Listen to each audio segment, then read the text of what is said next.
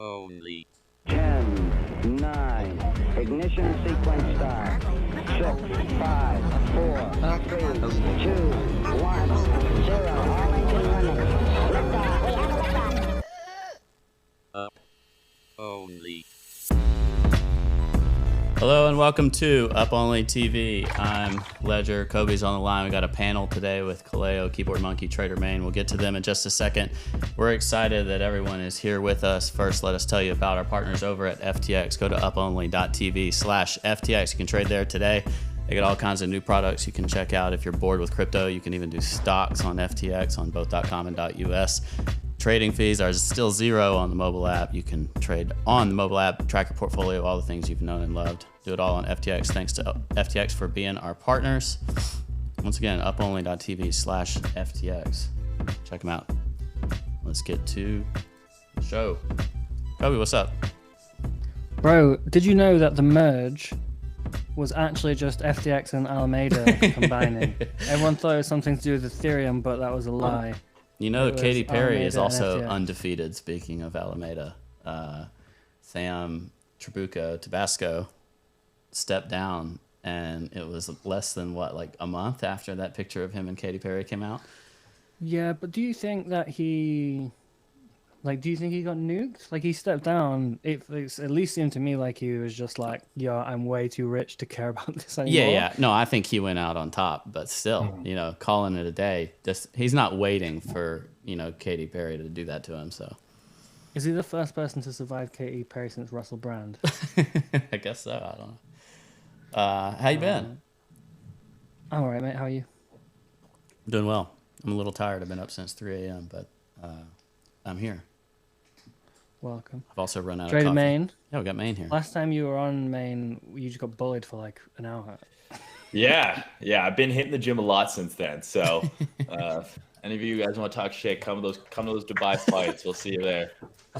Bro, I just won't go. We can still talk shit. I'm just not turning up. I don't go to that stuff.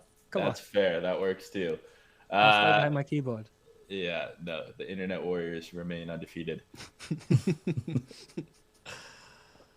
How you doing? You've started trading like fucking TradFi or something. Yeah, I've traded Forex and equities the entire time. It's just no one really used to care. I used to do an entire video series where I'd analyze gold and the dollar, and I called it like metals with Mayne, and I did really well, but no one gave a shit. Like, it got zero engagement. And then when people started to realize that, oh, maybe there is a correlation between the dollar and, other risk assets and crypto itself, everyone kind of became a TradFi trader. So yeah, I've been doing it a long time, but I've just been posting it more. And I mean, the correlation right now is pretty much 1-to-1, so kind of hard to ignore. Yeah, fair enough. Fair enough. I saw someone reply to SZ the other day, and it was like, bro, why'd you bother with this? It only moves 0.5%. In crypto, it moves 30% in a day. That's the power of leverage. Yeah. Keyboard Monkey, Kaleo, welcome. How are you guys? What's up, man? Doing well, man. Yeah, doing not great, but I'm here. What's up? What are you like underwater again? Yeah, man, you know how the cycle goes over here. We're on the downswing part. Not good. Just can't quit Cobie. Your penguin cycle was incredible, man. That entire debacle Oh my God. was the funniest thing I've ever seen. Oh man, that was fucked, huh? That was pretty funny. Wait, I missed mean, it. I missed it. Tell me about it. All right, so you know that the crown penguin that's in the profile pic there, like the penguin community loves it, whatever. I mean, like, it was great. They made videos about a year ago. I mean, it was the profile picture, I guess. And then I sold it like a week and a half ago for like dust, like 80 ETH. Yeah. Just in after Vegas, I was just down bad, and I was just like liquidating shit. And then all of a sudden, penguins just decided to go on a run as well a week later. So crowns had like doubled in that time. And then people gave me like a hard time for selling it and whatnot. So I was like, I'm on a quest to get it back. I offered double what I sold it for to get it back. The guy ran a poll, whatever, he gave it back to me. As soon as I get it back, I had an old listing for the old listing bug on OpenSea, and somebody just sniped it back off me as soon as I got it back. Incredible. So it was a whole saga, and then the people tracked him down, and the guy gave it back to me for cost. But Whereas Yeah, it you was just like a, you know, repurchased the same penguin like 3 times. yeah, pretty much. And for like double that, you know, it's just like, it's just really just, you know, fits my persona of retardation right now pretty well. The chat is upset with you for calling 80th dust. And keyboard, Yeah, my bad. it wasn't a week later. It was like 12 hours. No, yeah, like 12 hours. This was all like a 24 It was part hour of the span. cycle that, yeah, it was part of the whole debacle, I think, that caused it. Yeah, I'm just not in the right headspace. You know, I'm flip flopping everywhere. Flip flopping on this range right now. It's just it's not great. Can't decide what I want. Bro, you're you're my favorite trader of all time. Like, you really embody the spirit of like Jersey. Dude, these are so funny. Ledger, the type of guy to say, "Let's skedaddle" when it's time to leave. The plants needed this was a good I one. swear I have done like over a dozen streams since the last time this rugged, and it has been totally fine every single time. It's like this show is cursed. Well, it does have a curse attached to it. Yeah. I'm living proof. Oh, am I gonna start trading like shit after this episode? Oh, yeah, that's right. Oh, it's over Alright, for I'm you, baiting man. you on everyone now. Did you Mayne's get a on like curse a from last ridiculous time, hot Mayne? streak. I don't think so. I'm trying to remember. I think we were kind of like peak bull run last time, so it was kind Oh of hard yeah, to last mess time up. it went down Oh. 70% in the following week. Yeah. Dude, Oh, that was the peak. that It's top? 100% the Okay. peak. There's no doubt about it. What, for you, Kaleo? Oh yeah, For yeah. the, No, for that the run, entire like, market, yeah. dude, I was posting P&Ls of like $1 million, guess $2 it was million in, like, a day May, for like a week, wasn't it? and Yeah, just freaking round tripped a lot of that. that is fun. Well, if you could all go like max short, then I'd appreciate that. I might short right now. Yeah. Oh, you're max short underwater. Where did you short from? Me? Yeah. No, I've been churning, so it's even worse. So I'm like buying Oh, the so top you're of the range just- and shorting the bottom, so I'm like tripling my Nice. losses. Yeah, it's pretty Nice, solid. It's impressive. Pro trader Nice. shit. You I think gotta I've just speedrun lost it all back down. discipline. I've lost all discipline. I need like a psychiatrist, I think. So.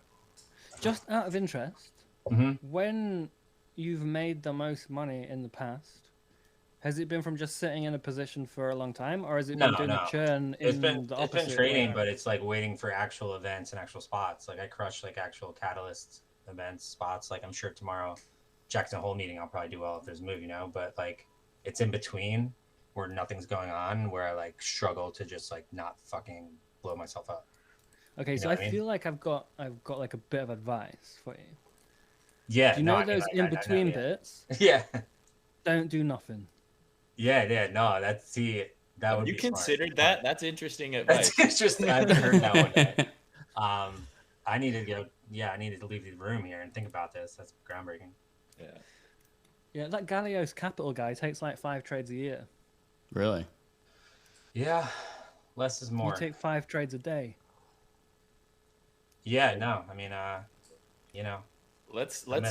keep making fun Get out of of the Ledger. middle. Let's keep making fun of Ledger, not of me in the chat, please. we do it. Is this a game therapy hour all of a sudden?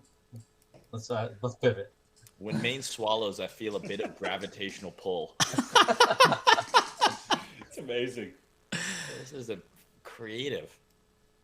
The guy who wrote all those ledgers, the kind of guy, he just was writing them like last year and then just picked it up again. What do you think made him think of you again? I don't know, man. Because the one where he said Ledger's the kind of guy that to say the plants needed this after it rained. That's the best one. That was the best one. He just came back with that after. I do have new grass. The grass does need it. The grass appreciates the Alabama rain of late. So were they accurate? Do you do all those things? several. I don't. They're the fillet of fish. Absolutely not. Like It might be his wife commenting. fish fish at a fast food restaurant is not a good idea. But the other ones were pretty good. Fair enough. I mean, everybody does the kitchen drawer one though, right? Like, you know, you Hit just check the kitchen drawer. yeah, you just give it a little That's bump. a classic. That's a classic. Everybody does that. I don't- don't do that. You don't? What do you do? No. I don't really use a kitchen, so. Hmm. No, I think I just use my. I Things just with like use scissors. my hand. I just push it in. All Ledger right. was my spike ball. thesis accurate or not? Insane. What's the spike ball? I just assumed that you're a ringer at spike ball. I don't know what that is. You don't even know what it is? No. Okay, This see, is- that shocks me. Is this supposed to be a southern thing? It kind of is. Oh, Like, I have no idea. It's fun. It's kind of like a variation of volleyball. Oh, okay. I'd say like volleyball / like Foursquare. It's really fun. Well, I can't really Foursquare. jump. Well, Yeah. Foursquare doesn't really require jumping, but volleyball requires like height. What the Yeah, fuck's it's- Foursquare? I thought it was an app where you checked into places. Were you never a child? Yeah. Where did you What go the to fuck's school? Foursquare?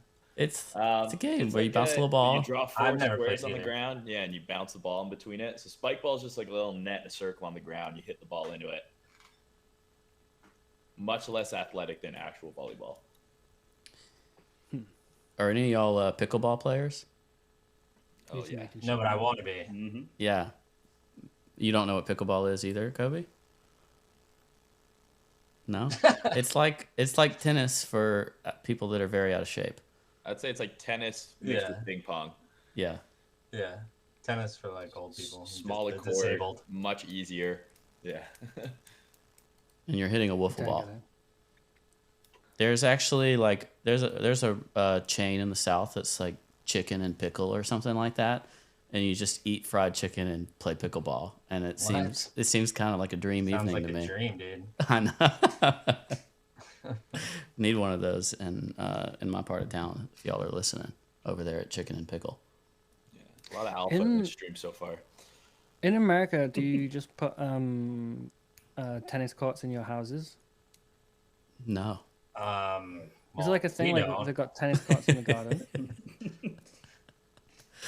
I mean, people some do. places, I guess, but like maybe if your house budget's like 5 to 10 million or more. I mean, In you live some in the middle parts- of nowhere, you can do it, I guess. Yeah. It's not a thing in the UK, but in some parts, sometimes you go to places like some parts of Australia, and it's like everyone's got a fucking tennis court, but no one seems to actually use it. It's just Yeah, there, like not for wasting tennis, at space. least. Yeah. Just Never use it wasting much of space in the anything. garden. And it's so fucking Yeah. hot most of the time, so. Yeah. So is anybody succeeding trading here? Mayne, you've been on a run. Man, yeah. I've been on a heater, man. I do really well in kind of range-bound environments. I think from learning how to trade a lot in Forex, where the market can be boring, it's just sideways price action. I do very well there. I honestly would say I'm not nearly as good when the market is in like a raging uptrend, because I'm so calculated with taking profits at certain levels and just very technical like that. When the market is just going up only, and the best thing to do is just sit on your fucking hands. I probably underperform a lot of people, but this type of sideways action, I love it. You're sick. Yeah. that says a lot coming from Can you play that game without leverage, or do you basically have to at least be able to go like bi-directional? I go both. Like I go both ways. But yeah, like I mean, I'm not. I think I've taken since July 1st maybe 12 or 13 trades, but I've hit on like 10 of them. So I'm pretty happy with that. I live in Canada, so summer is only a couple months a year, where it's actually nice where the weather gets shitty. So I've been trying to go outside, touch grass, go boating, and do regular human stuff that we didn't get to experience during the last year and a half when things were going nuts. So you're able to take the trade without like high leverage. Even directionally you can still long or short, but you don't have to go to high leverage. Yeah, I mean leverage is irrelevant, really, right? I mean it's all just about your position size being managed, and if you know your idea is wrong, I already know how much I'm going to lose going into the trade, right? So you're a hard stop type of trader prior to entry. mostly, yeah. I'll usually almost always have a hard stop. I'll have a soft stop sometimes in mind. If I'm going to be on screen, I'm like, okay, if it gets below here, I'll probably cut it. But a lot of the trades I take, I put in my entry and take profit and stop all in at the same time. And just go away. Yeah, which is nuts to some people. That's nuts to me. Yeah, Yeah, aren't most of those crazy. aren't most platforms their market level execution on those, right? So you can really only play that on fairly liquid pairs. Yeah, I mainly trade Bitcoin and Ethereum. Like that's Gotcha. you know, and yeah, I probably missed out on a shitload of money trading on fucking random dexes and all sorts of shit, but I will live with it. I'm at a point where I got to a certain level of money and I'm of a certain age where I would rather just get small wins here on out than ever risk going back to where I was. Did you Yeah, never so play I the can on-chain trading game?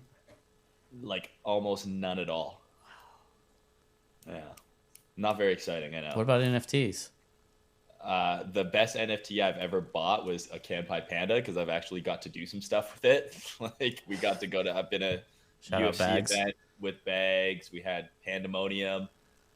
Every other, I did own a Punk a long time ago and sold it before it went crazy. So I've just kind of repressed that memory like so many others. But yeah, NFTs, I have a shitload of them if you want any of them. None of them are worth anything. Just let me know. Send me your address. I got lots. Yeah. Wait, so where did you sell your Punk? What I date? want to say when they were trading around like $15,000 to $16,000. Okay.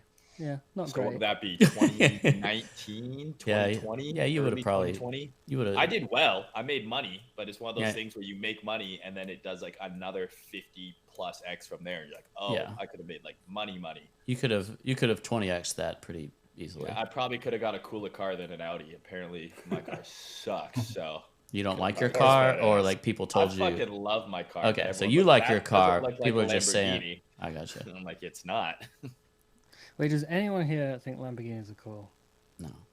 I've driven one. Like, I feel like it's cool if you have another car and you drive the Lamborghini on specific, like, okay, I'm gonna go drive on the highway or some scenic drive where I can go fast. But like, as a daily driver, it's super unpractical. I like the Urus, Yeah. their SUV version. I think it looks pretty slick. I'm currently shopping for a dump truck. I think those are. I'm selling my car because I'm doing so poorly. Yeah, you gotta. Quit. You need extra capital. He's got margin I'm calls. selling the Porsche 911. No, in reality, I mean, like I never drive it, so like I don't think a Lamborghini would be cool either. Like, it's just not. Maybe it's just by me. There's not a lot of places to go super fast. I don't really have like a desire to do that anymore. Like once you think about it, you're like, this is like whatever, and I don't fucking care what people think about my car anymore. Kind of get over it after a bit. Wait, so what are you getting instead? I think I'm just gonna go one car, just because I bounce back and forth between Florida and New York already anyway, and it's like a pain in the ass to ship them, and like just doesn't seem necessary. I got a Porsche Cayenne is the other one. All Porsche. Have you Yeah. seen the electric Porsche? Yeah, Whatever the that's called. Taycan or whatever. Taycan, yeah. It looks cool. Yeah, I saw one in Looks person. cool. I It mean, looks very like, nice. The Cayenne I have is a hybrid turbo. Like I can't imagine an all electric car, man. It's such a fucking pain in the ass to charge, and like What Deal color with is it? mine's black. And what's the license plate? All right, yeah, let's get into this. Someone just No, offered I you don't know. 15 ETH for it, bro. Okay, yeah, Like a I mean, pretty like good deal. 15. 50? Yeah. I can do it. Isn't that like what, 20 grand? Yeah, something like That that. is 16. sad that that's only 20 grand. Yeah, it's a little Wait, more it's than that. interesting that that Trey, Mayne, that you do only like one type of stuff mostly, and you've really not done much else. And Keyboard Monkey, you'll do basically everything, right? There's nothing you won't really do. Yeah, I mean, like I never really got in the on-chain trading too much. I was never really trading alts too much either, but I will like take a look at shit. But right now, I mean, I'm pretty just focused on Bitcoin and ETH because it's the only place of liquidity, and then traditional markets as well. And Kaleo, what about you? I don't even think I know how you trade. What markets you even look at? I see post charts sometimes, and they've got loads of retweets and likes, so I don't look at them in case it fucks with my head. Man, I used to trade derivatives all the time, right? Like I was just absolute degen on the markets there, and I'm the opposite of Mayne, where I do well in a trending market, but I know for a fact, based on the last bear market, I do not do nearly as well as far as execution and discipline in a ranging market. And I think we're kind of stuck in that for up until the next happening. And I'm an old school person with that, so I'm just longer spot game right now, kind of taking it easy. And lately I've like dipped my toes in the water of altcoins with pictures. And Yeah, so that's been the latest little baby hobby. I haven't thrown too much at it, but it's been fun because, dude, like one of the craziest things is these things have charts, and like any asset could be charted. And if it works with shit coins, why shouldn't it work with NFTs? I've gotten a lot of backlash for it, but like it's kind of fun. I think I've lost. It's the same reason TA doesn't work. Like back in like 2018, if you did TA on like Link, they're like, no, it's different. It's different. Yeah. It's the same thing, right? People are That's just the exact like, same up shit. to their ears in illiquid altcoins with pictures and just cannot accept the fact that they might have been wrong. That's actually Well, how it probably doesn't work on some stuff, right? It probably doesn't work on like one of ones where there's like 3 data points in all of history for the asset. It probably doesn't work on like some really low, really small supply sets. But where there's like a floor and there's like they're non-fungible, but there's 8,000 items that are basically interchangeable. Someone's dog's barking, or they've got a dog barking ringtone, perhaps. that was real. Yeah, that's what it was. When there's 8,000 items that are basically fungible, they look a bit different, but they're all worth the exact same amount. And people just put them in a vault interchangeably with each other, or the pseudo-swap pool or whatever. Then I think like it's really no different, or virtually no different. And I wonder if there's anyone that's like done interesting study on like how fungibility impacts the success of a set of NFTs. Like, is having a lot of like unique variety actually bad for a collection, or is it good? But yeah, people got really angry when I said the altcoins with pictures. Well, I mean, dude, like there's so many people that are hypocritical when it comes to trading NFTs versus trading alts, right? Like look at Denocoin, right? The purpose of Denocoin was to be like the currency for the dental industry, and there were a lot of people that would buy in and trade that chart, back in the day, and knowing that it's useless and that it was never going to achieve those expectations. So it's like, what is the difference with these NFTs? I look at them like from the old school RuneScape days, where it was like, you just have shit that was valuable because it's like OG stuff, like the punk pieces, right? So it makes more sense to me than a lot of the alts that are out there that I know are never going to do anything. Yeah, but in the NFT market, like really just crypto Twitter selling and buying and selling to itself right now. Like it doesn't seem like they're 100%. Yeah. I guess that's all markets, but it seems especially. Is that the alt market also? Yeah, it seems especially prevalent though to with NFTs. Is like 7 people with capital circle jerking each other. That's all it is. Especially I think there's like a group of people who got massive wealth effect, like they got rich from NFTs, like for like either the first time ever or it was the first time they managed to keep it. Now they go collecting. There's like 10 of them, so they go collecting one of ones, and there's 10 people they got rich off NFTs, and now they like just give their money to artists because they find it fun or whatever. And then maybe like 2 small communities like passing their money around in a circle. I think the NFT community and the crypto Twitter community are like sort of bifurcated or whatever. Completely different. Completely different. Yeah, but what is interesting is the market cap of all this stuff is so small.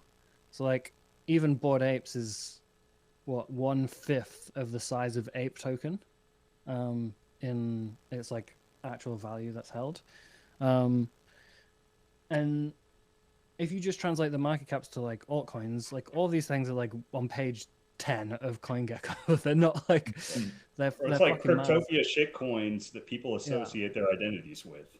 Yeah. And your slippage is 7.5% on exit.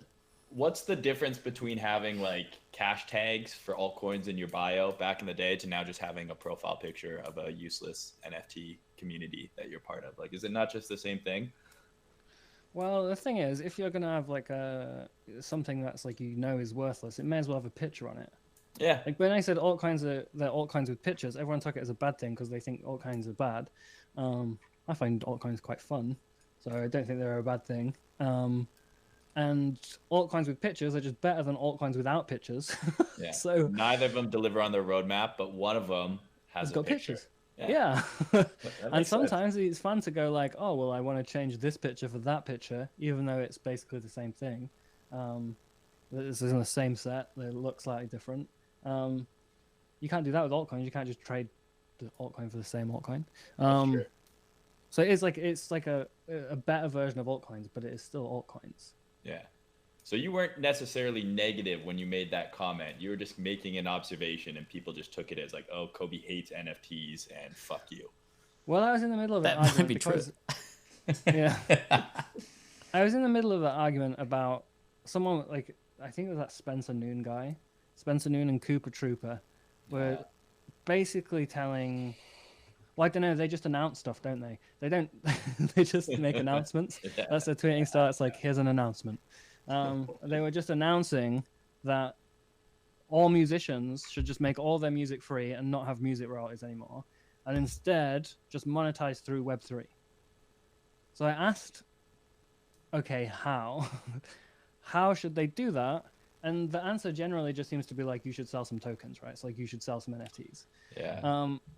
And my point was, you would never say to an artist, you should release it in an altcoin. You should never go like, oh, bro, just release an altcoin, call it, Coldplay coin, and then that's your monetization. You don't need to sell no music no more because you've got Coldplay coin. And since most NFTs, or most successful NFTs, the ones that have volume, and that have made people reasonably rich, are basically the fungible sets, right? It's like Bored Apes, Penguins.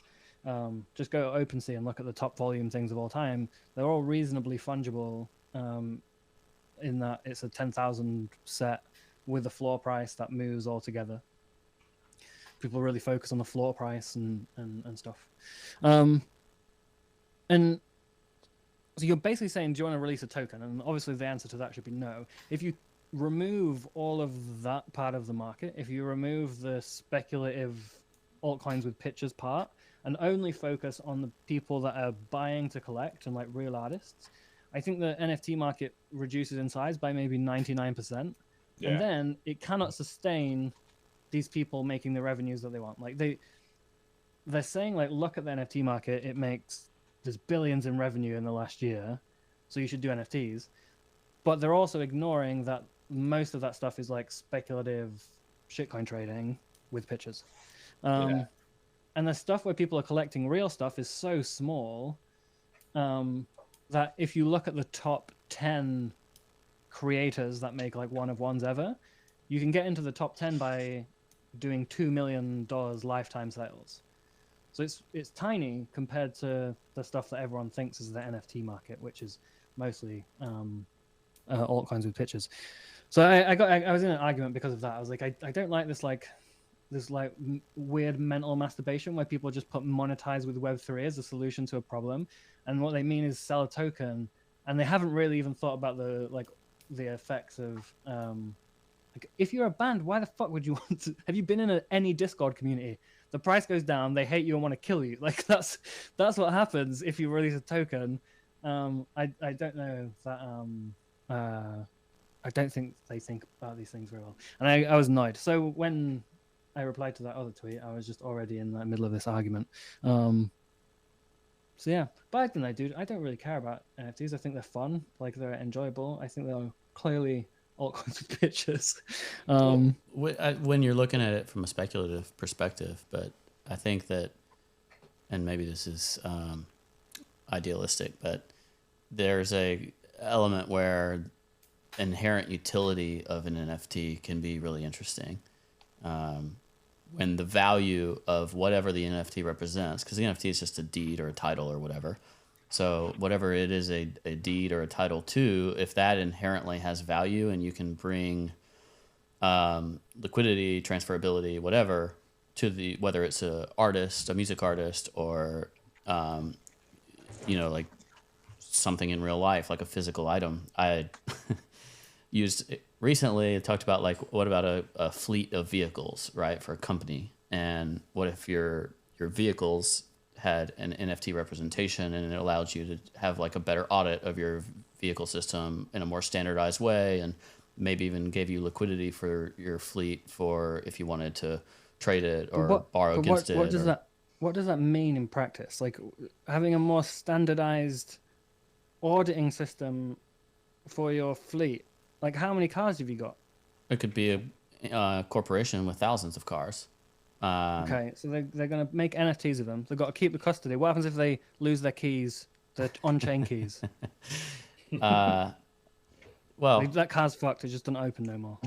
yeah, they don't own it anymore. See, Go ahead. no, I just think the thing is, at the end of the day, there's so many people that are chasing after this utility. So like the value doesn't come from the actual utility that the NFTs deliver. The value comes from the hope in the utility, right? And it's the same thing with a bunch of these alts, right? 99% of the alts you have out there, I mean, a higher percentage than that, are never going to deliver on what their end goal and what their mission is. But why do they have value?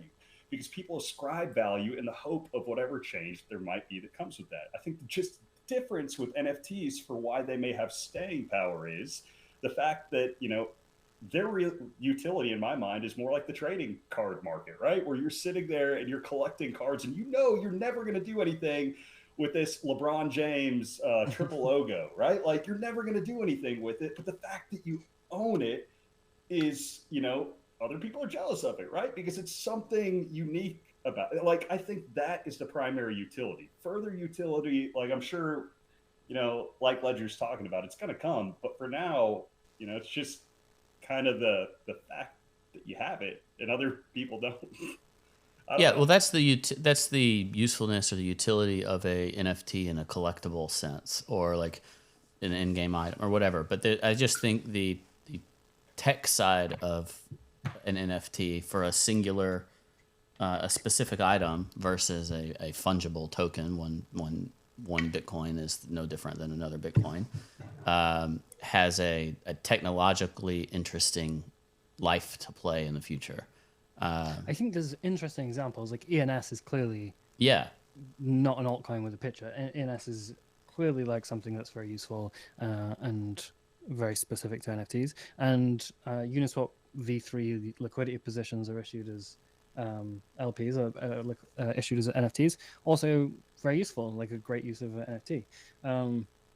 Like if you can pour the 90% of the supply of an NFT collection into a fungible pool, does it need to be an NFT? It probably doesn't. It's just not going with a picture. If you can't do that, then it's probably an NFT. Like if you can funge, is that a word? Do you funge Fungify. stuff? We'll accept it. If it's non-fungible and you make it fungible, do you funge it? Someone's got to know this. The chat You're funging it. Yeah, sure. Anyway, but if you can funge, let's just pretend that's a real thing. 90% of an NFT set, then why is it an NFT to begin with?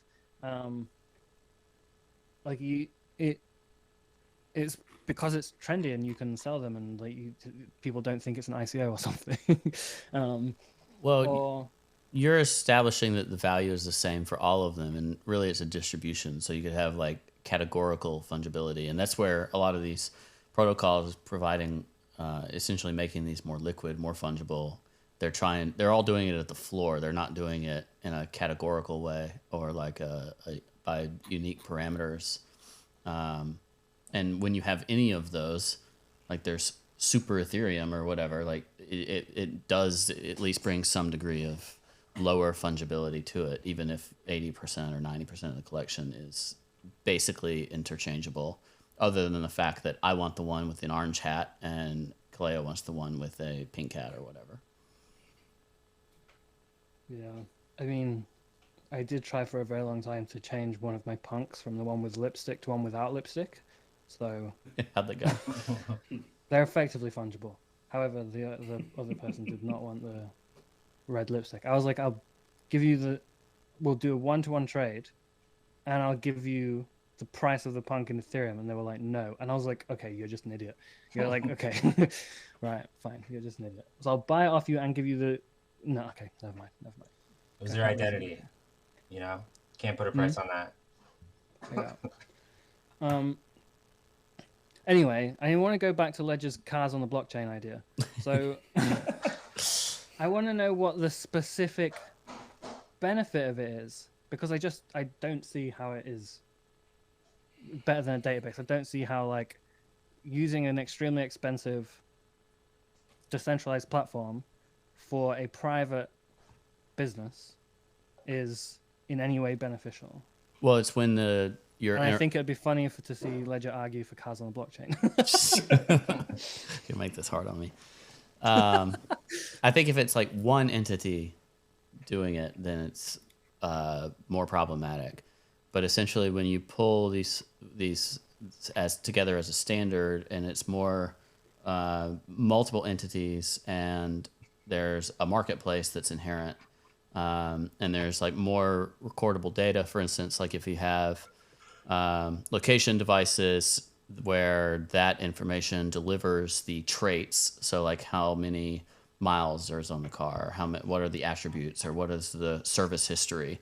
These things become interesting to be able to have a clearer record that is certified to be true through the blockchain and through that distribution of information. Sorry, to be clear, you're saying we're attaching location data to people's crypto wallets. No, don't think of it as an individual wallet per se. Like think of it as like someone's going to own the corporate fleet. right? Like it's like a corporate multi-sig that is establishing that ownership per your lost keys comment earlier. It'd be like a soulbound token attached to the vehicle itself, and you inherit and that soulbound token communicates with some other type ledger. Like that'd be the only way that I could really. I don't even think it has to be soulbound. I think it can be like the transfer of the physical item and the transfer of the digital item or the title can coincide. But it's like right now, if you say, here's what I'm selling, well, then you are relying on what somebody plugged in to say is true about that vehicle. But if you have a variety of inputs that are inherent to the system itself, and it's delivering that information back to a blockchain, then I do think it can be interesting. We see this with insurance companies now, like where each insurance company is doing this privately, but like, and it's not to say it's like for a privacy win or anything, but you plug it in and they have information.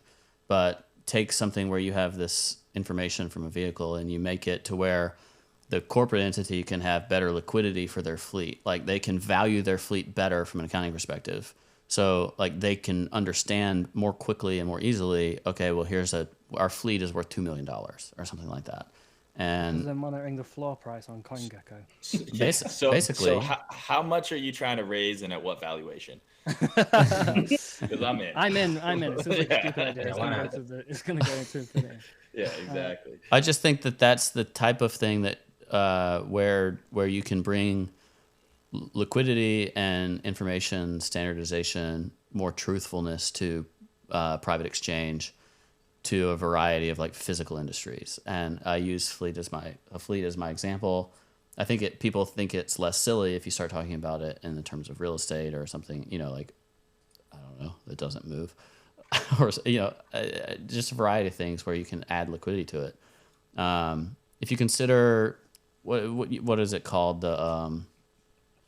What caused the financial crisis? The bundleization. Goldman Sachs. With the mortgage-backed securities. Yeah, like mortgage-backed securities, how they slice and dice these mortgages and create packages out of them. But it's just organized within a bank, one bank talking to the other. It's very difficult to audit. But what if you're analyzing these mortgage-backed securities the same way you analyze like what's leverage look like on Aave? That's the decentralization of a product that gives it better auditability.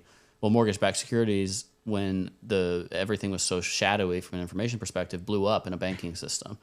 Freaking every lender lent to 3AC, but Aave and Compound were totally fine. So you're bringing this kind of transparent layer to information that I think can actually be really interesting from the way you structure assets and products, and then also bring liquidity and a lot of other things to them. Someone said Alameda is already shorting the perps on this idea. I was reading that.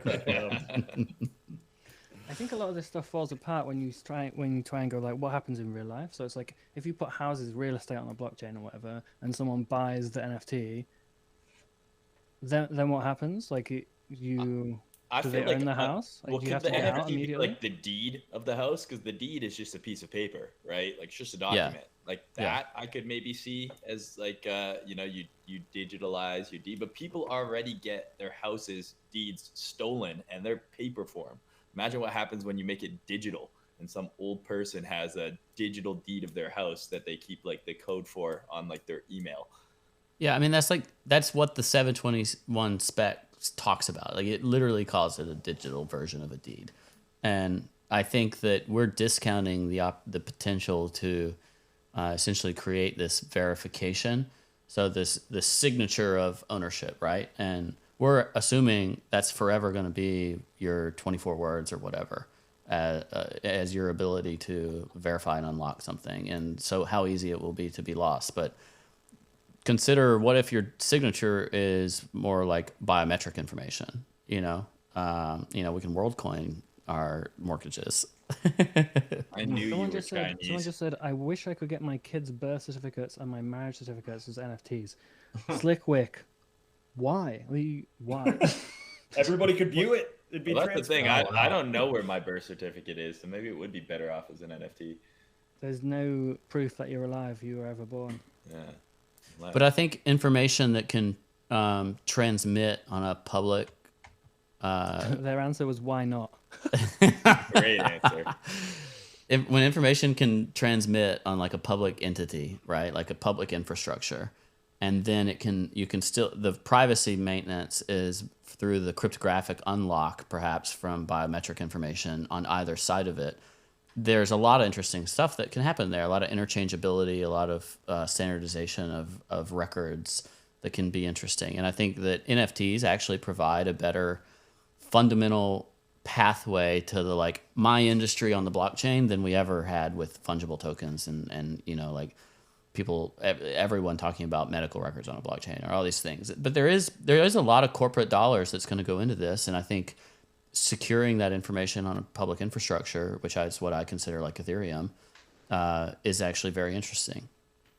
And I like a comment that I read in there. You could literally collateralize your identity, in that sense. If it's an NFT, right? Just put it on. How much can I borrow? Put it on Bendao. Yeah, I need to borrow some. Yeah, imagine if you could NFT your house. Keyboard Monkey would be homeless now. Exactly. That's the only place, I have the two houses, so I have my money locked up there that I can't touch at least. Yeah, that's you don't need there you two, go. do you? You may as well NFT one of them. Yeah, exactly. NFT one, take some leverage out. I mean, it sounds like Ledger's ideas are just like solving a lot of problems that don't exist, kind of like altcoins. I would disagree. I think there's probably like a tremendous amount of economic productivity that is lost in these systems. Like, go to a freaking hospital. How many times do you fill out the same freaking paperwork versus a biometric signature that you can provide to like give that information in one place, and then the hospital knows that it's true because it is something that's transmitting and over public infrastructure. If it's all biometric information, that almost sounds like the system they have in India, right? Like, I forget what it's called, but I think it's something incredibly similar where you've got either your eye, thumbprints, something like that. You can go around for access to the bank and everything else. Read about it back in like 2018, I think, early 2018, late 2017. I don't really know what the progress is on that, but I'm pretty positive that they shifted to where it was like legally you have to biometrically access the bank and everything else. Like, that was your identity. Someone said these kind of conversations sounded a lot better when the prices were higher. Yeah, not wrong there.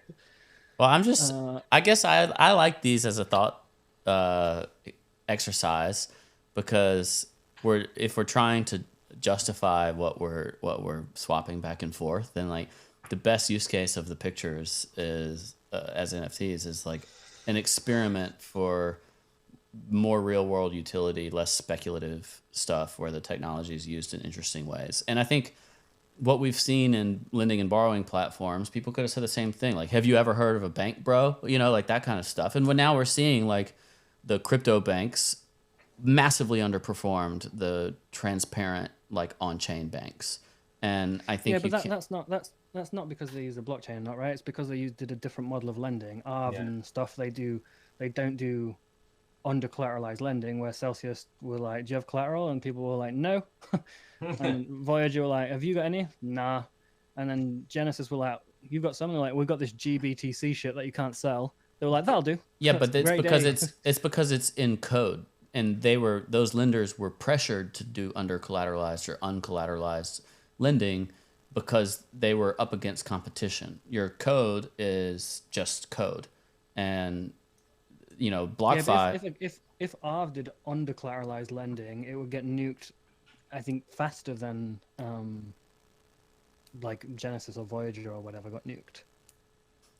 Yeah, because it's giving because of the transparency, like the vulnerability that's obvious because it's open code, that it is requisite to be firmer against these types of attacks. So like if you were to do equally collateralized, lower collateralized, whatever, like collateral against something that's illiquid. Take the example of real estate again. Like you have a property worth $1 million, you want to borrow $600,000 against it, but in the way that real estate works is you have to prove things, right? Like you have to prove what does this real estate earn you if it's commercial property or something like that to figure out how can it be borrowed. You're still in a scenario where that type of stuff can be on chain, but it has to be much firmer. It can't be relying on trust models as much, but you can get into additional scenarios, but without humans and the competition of one business versus another business, but where it's in fact code that's open and vulnerable, you're going to create harder systems, in my opinion, that can operate more efficiently. Imagine if you had to do your penguin search with your house. Like you sold your house, like, bro, please let me buy it back. I'll pay more. You buy your own house back, and then it gets OpenSea rug, so you've got to go get it again. The chat is like, chat's get begging out. me to stop, so I'll stop. But I will say, give it 5 or 10 years. I will either be extremely right or like hilariously wrong. We're still doing this podcast. So how is this going to be integrated into Flip? Is my question. I'm shilling my bags now.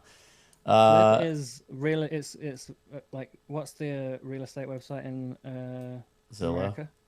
Zillow, yeah, it's Zillow, but just on blockchain. Am I able to get it cash that houses on Flip it. in? Can I cash that in yet? Yeah, Keyboard Monkey's an investor. Kobe told me I'd no. like to cash it out for Look, leverage. what you can do is you can issue your equity as an NFT Yeah, Yes. and lever- sell it to someone lever else. up against that. Yeah, Gary, Yeah, how you just feel sell about it to that? someone else. That's how you connect it. Hey, and just off-topic thing, real quick. Bitcoin is officially higher right now since the episode Dude, started. stop. Just saying. Stop. Just saying. You're like, trying we'll to curse see. a curse. Yeah, it's gonna just go down a straight line now that you said that. It's gonna go negative instantly. No, man. Like I'm gonna manifest. This is gonna be the first bullish up-only episode ever. Oh, the Zcash one was pretty bullish. Oh, Zcash was Zcash. super Like, bullish. was it bullish for just Zcash, or was it Yes. bullish for everything? No, Zcash like doubled and everything else. Yeah. Still, I think. Zcash went up only. I mean, truly did. It's Yeah, probably I'm over now. currently short, so it definitely might go up all around here. Just like, See? curse me. Balance. There's balance in the universe. Curse me. I lost so much money on Zcash last year. In 10 years, if we have another housing crisis, will it be because someone like made a wrapper for the NFTs? They made like an AAA bond, and like anyone could just put I was about to anything say, into it. this Just sounds wrapping all the familiar. houses. Yeah. All these NFTs are shit. It's like, yes, but when I wrap them all together, slightly less I can wrap shitty. it. Yeah, I can wrap it into this fungible token. And I can put it into the LP pool where it's trading at this. Like, Yeah, it's great. now it's AAA. All right. Now I see it, Ledger. I think you're right now. Okay. If we can do that, it works. Yeah.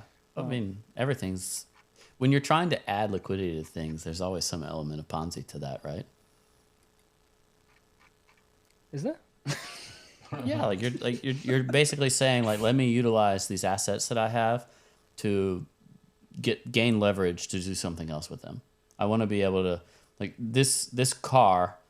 I want to borrow against it so that I can take that cash and also go do other things instead of just pay for this car in cash. Yeah, but that's not Ponzi, is it? As long as Isn't you pay that it back. fractional reserve banking? Doesn't this already exist? Look, I'll buy the seed round, but I don't think it's going to work. Yeah, I'll buy the I'm seed round also just in in. case. Let's make that Yeah. very clear. I'm in. Okay. Yeah. Cobie, If you I just stake wanna- your house, you can get 20% a year for free. 20% of new houses. I'm in for that. All right. So, generally, what's everyone's opinion on the next 1 year for Bitcoin, Ethereum, macro level, take. Don't want to know what the price is going to be in a week. I want you to draw a chart of the next year in your words. What's going to happen? Are we going back to the low, straight to zero? Is it over? Are we going to new all-time highs? Is it going to flip and Ethereum go to infinity while Bitcoin goes to zero? Is the merge the top and Ethereum goes to zero and Bitcoin goes to infinity in a big counter run? What's going to happen? Who's going first? I can go first. Personally, I don't think the lows are in. That being said, if I'm looking like a year out, I think anywhere between 10 and 20K Bitcoin and like, 500 to 1,000 Ethereum, it's going to be equivalent to buying 3 to 6K Bitcoin and whatever it was for Ethereum, like 40 to, or I guess it was like 80 to like $200. And I know it seems like a big range, right? But if you bought anywhere between 3 and 6K, I think you were pretty happy with how you did last bull run. And I think something similar is going to happen here. I think we likely have another big bear market rally. I don't think this is it. I think this rally doesn't make it past 30,000. If it does break up, I think it's more likely that we probably go down again, maybe retest the lows and make a slightly lower low, then have a serious rally. And then we kind of see. So in the next year, I wouldn't be surprised to see Bitcoin trading above 30,000 at some point. But I don't think that means that, that's the start of the bull run. I think it's going to be more of a very long range that could be 50 to 100% in price from top to bottom. So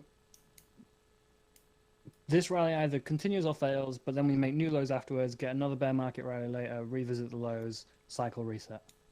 Yeah. I'll revisit the lows was like to 10K potentially. That's Yeah, I mean, listen, if it goes below 17K, I'm looking to buy spot as it goes down. I'd be very surprised if we went below 10K. If we did, I would probably buy, because that's just one of those areas where I'm like, okay, it's cheap here and my risk is zero. That was kind of my logic when it went to like 3,000. I'm like, every Bitcoin I buy here, my max loss is $3,000. I can only lose all my money. Yeah, I can only lose everything, and that everything is not so bad. So yeah, I mean, fair enough. I mean, if it goes below 10K and you don't buy, it's like, what were you doing here? Like, you've been here quite a while. Like, who else is going to do it? Like, if it goes up afterwards, how embarrassing if you didn't buy it. So I think we kind of just got to do it there. Everyone's just got to do a handshake agreement. Like, look, okay, we'll buy it. We'll buy that. You first, though. You first. Yeah, fine. Kaleo, what do you think? Oh man, you know what? I'll bring a little bit of hopium into the room for near term. I think that we will, see somewhere 28 to 32K for BTC, kind of mean reversion to that. The 3AC / Tesla liquidation area, so somewhere back up in there. And I think ETH BTC continues to rally up through the merge. So, I wouldn't be surprised to see over 3K ETH. Which sounds insane, but you look at some of the moves that ETH has had over the past few years, like a 2x isn't really that crazy in a month. I know it's a bear market, but I do think the market retraces back toward the lows after that. I don't know if it makes a new low, but I really think we range through the rest of the year, early into next year, kind of get a nice little mini bull market late spring, summer of next year, and still kind of range. No new all-time highs until post halving. I'm old school when it comes to that. So, but you both think new all-time highs in the future. Yes. Yeah. No, 100%. Yeah. I think diminishing returns is still the case, right? Like the bear market low to the next all-time high is going to be less than 3 to 20K, just like that was less than 1,100 to 20K, right? Or whatever it was, sorry, 3 to 60K. So I do think that still remains the case, but I think we'll see new all-time highs. I mean, again, in the next year, or like not in the next year, that? just in Okay, ever. Yeah, for sure. Cobie bringing up some potentially dark thoughts there. For sure. I'm just checking. Well, I mean, you posted a tweet the other day. You said you bought your first Bitcoin 10 years ago, right? So that was the end, right, of, I think 2012 was when the last recession, we kind of regained those levels in the stock market. We had 2007-8 crash, and by 2011-12, we kind of were back at the all-time high levels, and then obviously went on a rally for a decade. I think it's an important thing to consider. When does this recession end? Have we seen the effects of what's going on economically in China fully hit over here yet? Is this recession close to a bottom? Are we just seeing a bear market rally on stocks? And When do you mean, when does this recession end? Who said we're in a recession? Haven't you listened to President Biden? Sorry, they changed the definition. It's not a recession anymore. It's a pre-session. It's a pre-session. And we had 0% inflation in the month of July. So I just think I think it's interesting because for me, having been around a couple cycles, as some of you as well, it's always been in a kind of macro risk on environment. So it kind of was like, okay, BTC super reflexive. And when it does bottom and stocks are rallying, it's going to fucking rip. Just like we saw with COVID, right? When that bottom and the stock market turned, Bitcoin was way more reflexive to the upside. This could be a multi-year thing in stocks. Does Bitcoin hold its value in that environment? If stocks continue to go down, do we just eat shit with them? But I do believe that the stock market is designed to go up and to the right. And when that starts to happen again, I think Bitcoin goes with it. I mean, as for Bitcoin hitting all-time highs ever again, I mean, I personally don't think it's probably going to happen. Because I'm currently in a short. Like the reflexivity and shit of it, like when it was speculative, when it had narratives, I think it's pretty much failed every fucking narrative it's ever had at this point, and it's gotten to test them. Unlike when Cobie bought it, when it like just started, there was tons of hope and like, oh my god, it could be the future. I think it's like pretty much failed all of that. But could be wrong. I think that's what you're seeing here. Why ETH is so much stronger. I mean, this sets the stage for a type of flippening. You needed both of them to go down a ton for the flippening to even be a possibility. I'm not particularly like completely bullish for the next year. It takes a lot longer to digest rates and dollar moves of the magnitude that we had than people would think. I don't know if like we're going to instantly be back to new lows, but ranging sounds like a very probable outcome for the next year. But yeah, I mean, I'm more bearish on Bitcoin than just like saying it'll go up when risk is on again, just because like, all right, corporate balance sheets, that was failed. What is there? Just MicroStrategy? Tesla bailed on that. No one else came in, and no one else is going to come in and follow fucking Psycho Sailor. What are the other narratives that it has? Like countries, El Salvador, it's just a fucking guy degen trading it. There is no second best, so that's the narrative. I just think it'll switch to something else. Like people will just buy ETH then if they want crypto exposure. Like Bitcoin is just like, I think it's over. The thing with narratives is they change very quickly, and like people seem to forget how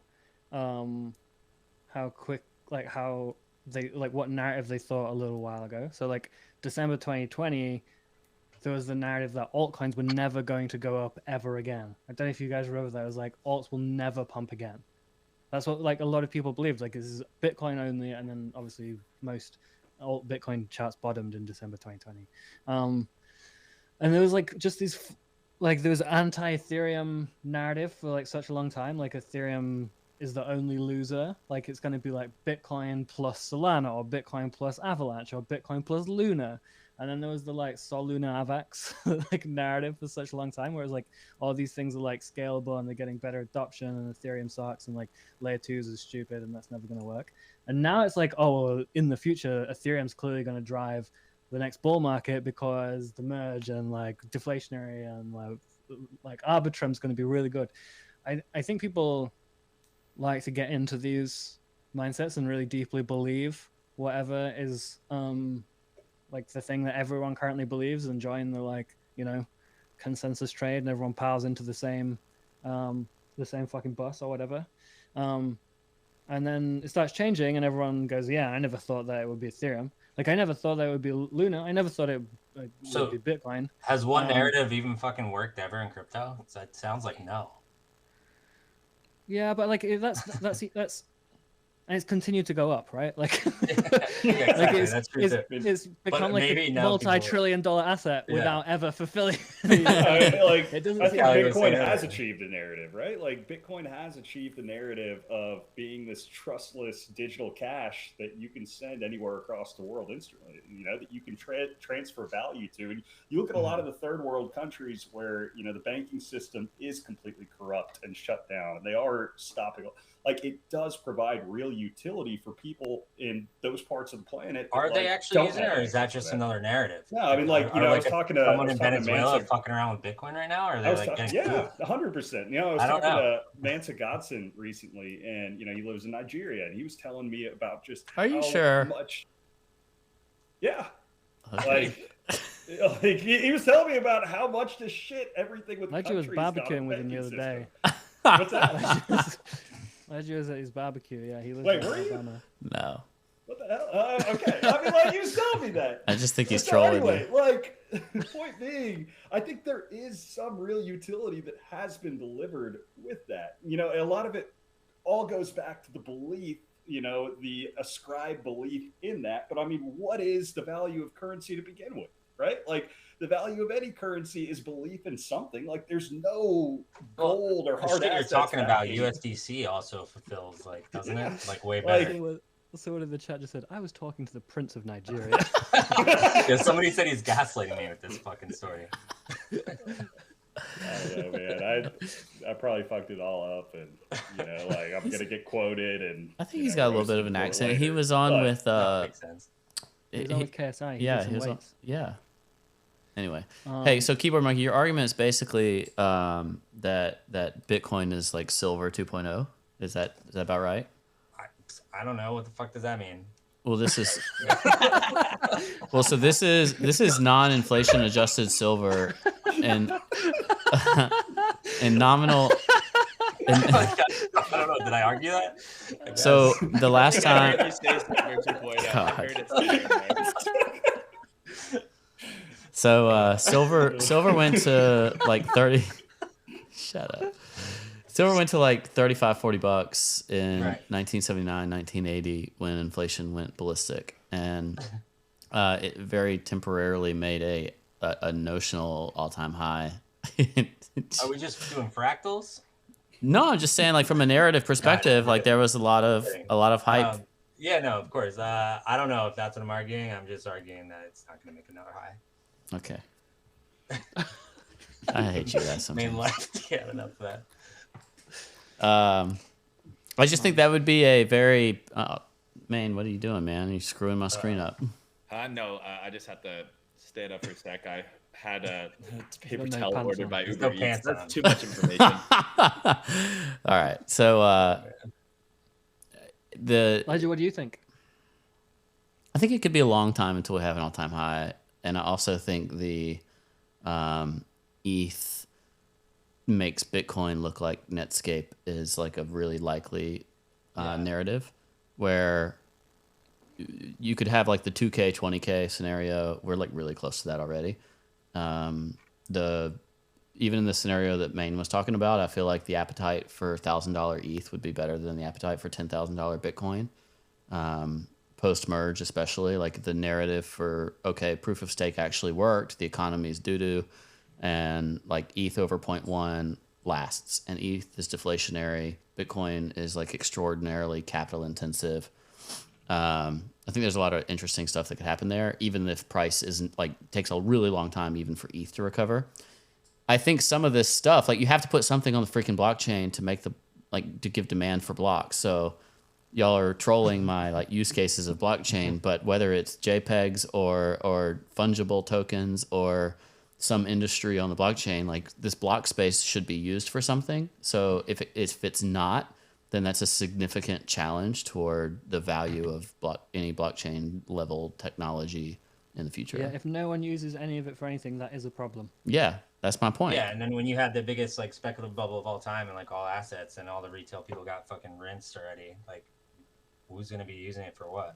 I don't know. I don't mind so much about that argument because when people get rinsed and then the asset starts going up again, normally they just blame themselves. They don't look at it and go, Oh, oh, that fair, thing's a scam. They go, oh, I'm so stupid. How did I fuck this one up? I bought the top and sold the bottom.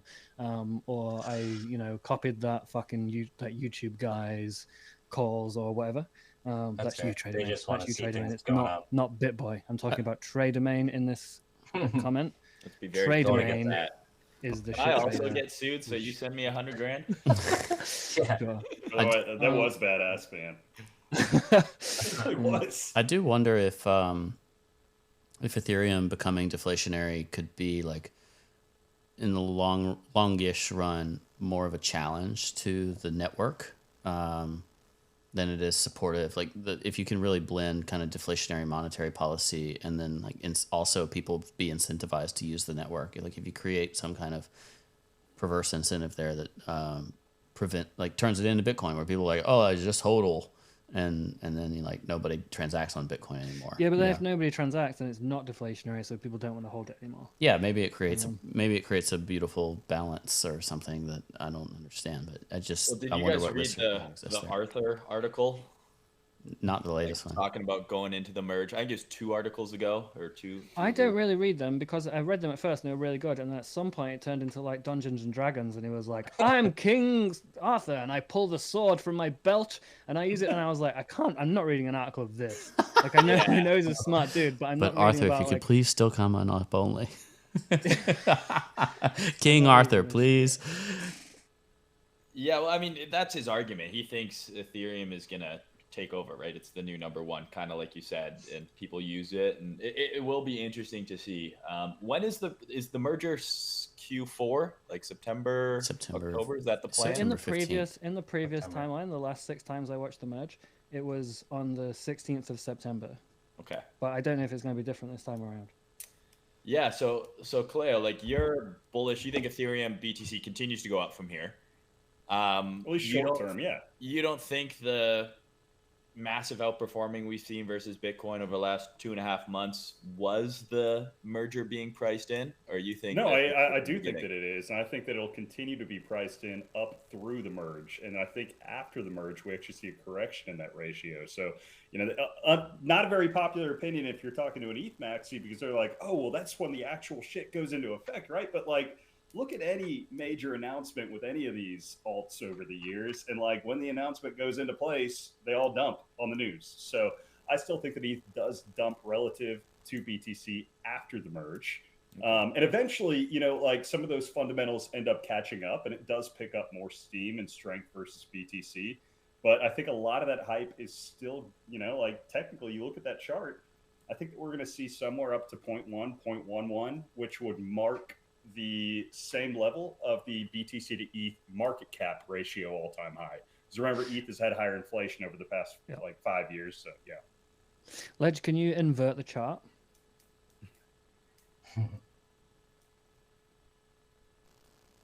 Short it.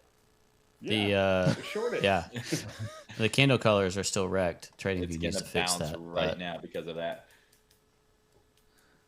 Yeah, I mean, that looking at it like that, it looks like the Bitcoin chart right now. Looking at it like that is crazy. That's why I always try and look at it like that, because I have so much internal bias from the previous cycles, like moments of the chart. So if I invert it, it like allows me to like think about it clearly. But it just looks insanely bearish when you invert it. So maybe that's why. Yeah, I mean, who knows? I mean, this looks quite good. Yeah, really good. I mean, it's just like the fucking bid and ETH that's been going on the past couple of days versus no participation by anyone in Bitcoin. I think like, 0.1 makes me feel the same as 0.05 did back when a bunch of people were kind of targeting this as an upside level, where we just blew through it immediately. And I think you could actually see 0.14 in a temporary flippening before you calm down. 0.14 would cause a flippening, right? It's 168 something, I think. Oh wow, that's nice. Okay, that's roughly all time high. Back. I think you get close to that. I feel like taking profit at above 0.1, below 0.14 could be a nice trade if it continues to break out of that range. But I mean, nobody's here to listen to my TA talk, so the best outcome would be a flippening for about like 15 minutes. Before it just a mega nukes to zero. Like flips like the day before the merge and just goes to zero. That would be the best outcome, because then no one wins. Nobody has any other goal. Like that's everybody's like only goal is flip Bitcoin. Heck, that'd be a 2x in the next 3 weeks. Let's go. On the BTC ratio. We need this, Kaleo. We need this. Except for Keyboard Monkey, who's shaking his head. I'm bullish going into it, but I'm not that. I don't know. I'm not that optimistic. I love it. I'm leaning towards this stock market rally ending like very soon, and I don't see how if stocks make new lows that crypto just doesn't get wrecked with it. Like we're up 20% almost on the S&P, something like that, 18, 19%. Send it higher, baby. You go look at previous bull markets, and then following bear markets and recessions, that's usually right around where they peak. Yeah, I mean, for me, a lot of this stuff is like I don't really know how to talk about it because I'd just be LARPing. Like so much of this stuff is driven by stuff I no longer understand. Whereas before, like at least all the stuff I didn't understand was constant or constant-ish. So I didn't really have to think about like, all right, what happens when these variables change? And now I don't even like understand which variables are changing and when. So like because they're changing the definition of the variables as we go. Yeah, like if we were in the same macro environment we were in since I started trading crypto, I would be like all in max long, going to 3.6 on ETH now. But I like read these like fucking things and I like don't even understand. I don't know what the acronyms are for. It's like the PMI came in bad. I was like, bro, I thought it was the CPI. Apparently that's different. They just keep coming up with new ones that matter that didn't before. Yeah, they're just making up these acronyms. It's like, oh no, this like it's bad on the ZDY this year. I'm like, okay, great. I mean, I can't learn all of them. So I think it's just better to chill and like, I think it's like novel economic circumstances for the first time in like what 70 years or something. It's something truly novel, and I'm like, I don't think I'm smart enough to figure that out better than like the people that do it as a job. I barely understand how the coins work, never mind the non-coin money.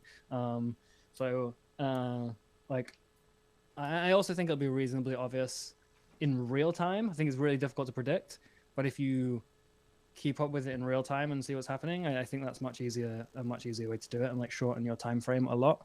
Because if macro was constant as it had been prior, I would say we'll go 3.6 down to 2, range around a little bit, like fuck people one way or the other. I don't care which way. Like it'll spike up, spike down. Who cares? Probably make a new low. Everyone will leave the space, and then cycle will reset. But I think that is so dependent on all those variables being constant that are no longer constant. If we get sustained high inflation, which is Zoltan's new theory about like the reduction of globalization and like the persistence of war and those supply chains breaking down, making a zero rate environment unlikely, then I don't know what the fuck that means for the coins. Like I don't know what happens to, and like I think they talking about the ETH BTC ratio is like, does it matter if it all goes to zero? But if we don't get sustained high inflation and they can curb that, I don't know how they will curb that because I don't understand how inflation works. But then it's different. So I just don't know any of this stuff. I don't trust people that think they do know any of this stuff. Maybe they do, and I'll figure out later. Like shit, that guy really knew. I should have just copied him. But until then, just shorten time frames and like figure out what's going to happen in the next few days rather than what's going to happen in the next 2 years. But it's interesting to think about it. Cobie, Mayne, I'm curious from y'all's point of view, like for being here as long as you have, how have you dealt with the difference in information inflow from, the previous cycles to this one? Because, I felt like the last cycle that I saw, there weren't nearly as many narratives throughout the course of the bear market. Now it's like every single day there's something new. It's impossible to keep up with. Yeah, I thought you were going to ask why I'm not richer being here as long as I have. And that would have been a question I could have probably answered more specifically because I'm a gambler. I don't know. I mean, I'd say there was always narratives in the bear markets. Things would happen. I just think the magnitude at which they are and the amount of dollars involved and just the has increased, as has the space in general. I think it used to be exchanges getting hacked and things like that, and now it's like all of the lenders that we thought were legit and TradFi and big funds completely blowing up. It's just a bigger scale. I don't think that there was a lack of narratives. I just think in today's standards, they would seem meaningless. But when the market was smaller, they were a big deal. Yeah, I think the main change is there's just so many fucking coins now. Yeah, that too. Like in 2013, there was like maybe like a few hundred. You could name most of them. It's like, you knew like the them all, and original you could- Pokemon. There's 150, and now there's like 1,000. Yeah, and then you could keep up with every launch, right? You just needed to read Bitcoin Talk because no one trusted anything that didn't launch on Bitcoin Talk. So you just read that like announcement post, and everyone was like, focused on the same one-page announcement list. Then in 2017, you could, if you like did it full time, you could basically keep up with most of everything. And worst case scenario, I'd miss out on like 25% of stuff just by not knowing about it. But it wasn't the end of the world. Whereas now, there's like I think there's more multi-chain bridges than there were like coins when I got into crypto. There's more like dexes, there's more whatever. So I think there's so much of that even if you keep it with narratives, you don't know which asset's going to win, and it's always going to be the one that you haven't fucking heard of.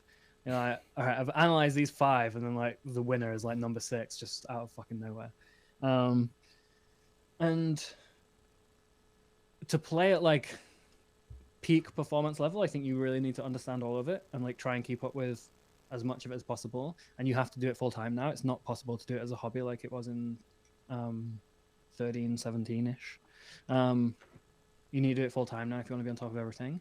But you can hobby by focusing on like one niche. And it might mean that your niche is out of favor for a while, like DeFi has been for like 2 years.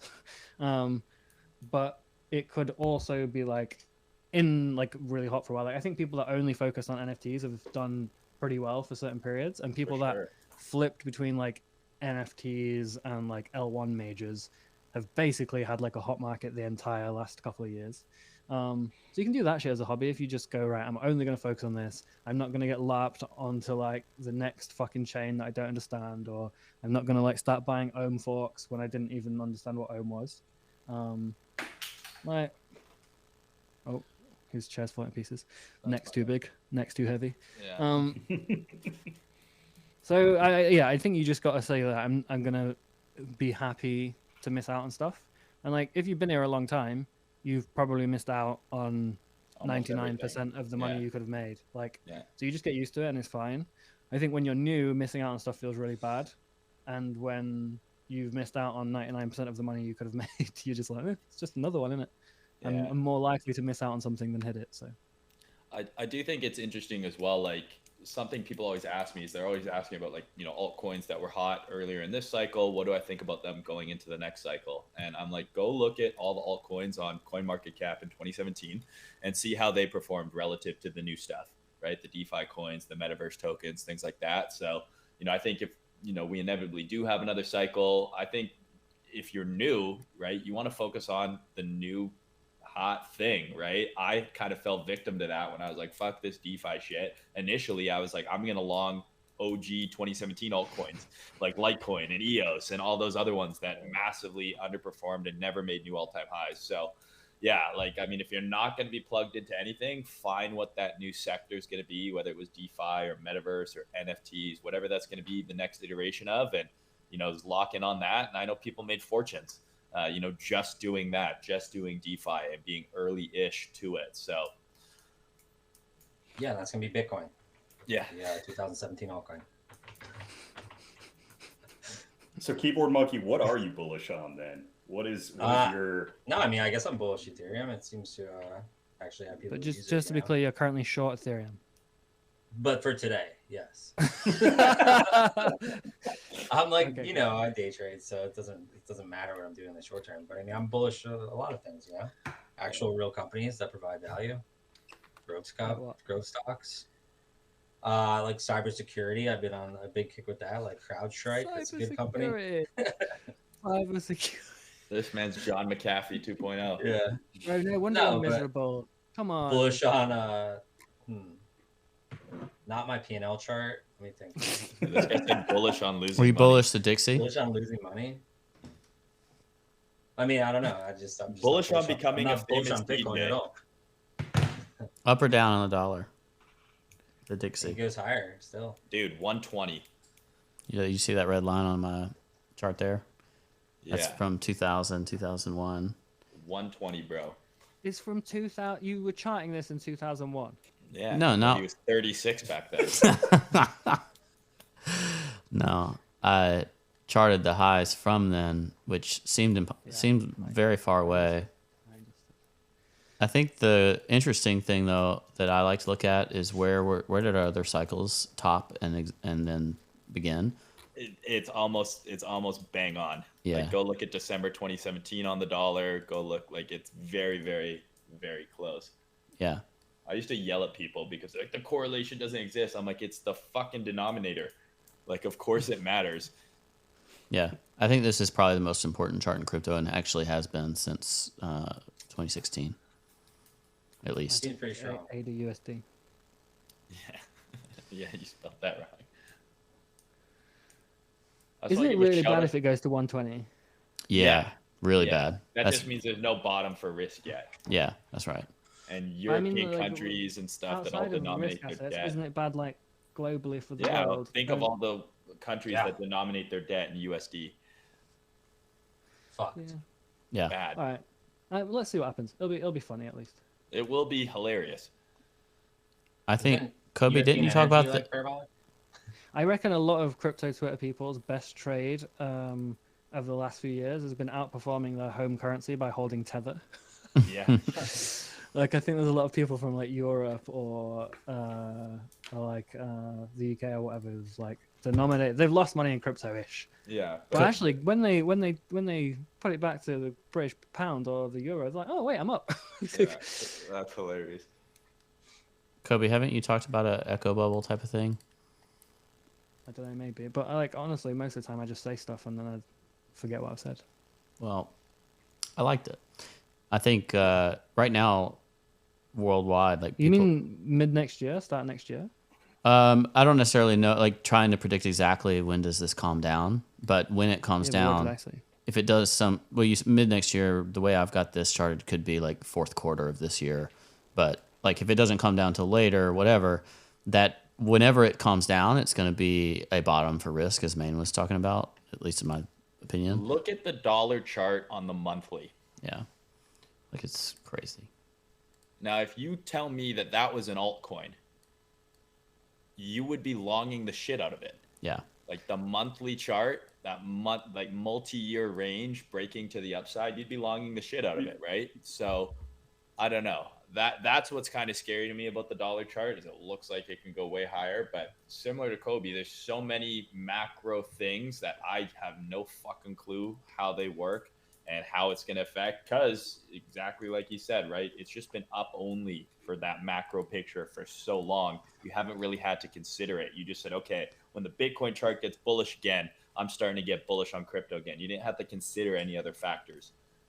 I think what's interesting about it, though, is that the dollar milkshake theory side of things, Brett Johnson, whatever, if people look that up, where his theory was basically as fiat generally declines, because all of these countries, as if the dollar strengthens first, it could still be a sign of a global fiat decline, where every country does the same type of crap. Like they just try to work their way out of it, printing money, providing better fiscal and monetary policy for people, like trying to go against that inflation wind. And if the economic activity is drying up at the same time, then like they all just go to crap, every fiat currency. And is there an opportunity for Bitcoin, ETH, gold, whatever, to all perform well as that decline occurs? And as you head into that, the dollar itself moons because it's the best of a bad bunch, you know? Yeah. Isn't it Arthur's thesis, right? It's Like stole from someone else. Yeah, I think the broad, like in your like whatever FinTwit macro world, most people would give that. Yeah, I don't know. The Well, dollar maybe milkshake Ethereum theory. moons because everyone's trying to buy USDC from around the world, Maybe. and they've got to buy Ethereum to get on chain. to go on Uniswap, so Uniswap moves too. That's what we should start telling people. Yes. People around the world, non-American countries. Europe's already doing like sanctions, right? You can't hold a certain amount of non-EU currency or something. Or maybe that was just stable coins. Yeah, it was stable coins. You can't have more than $30,000. I thought that was Canada. Dollars.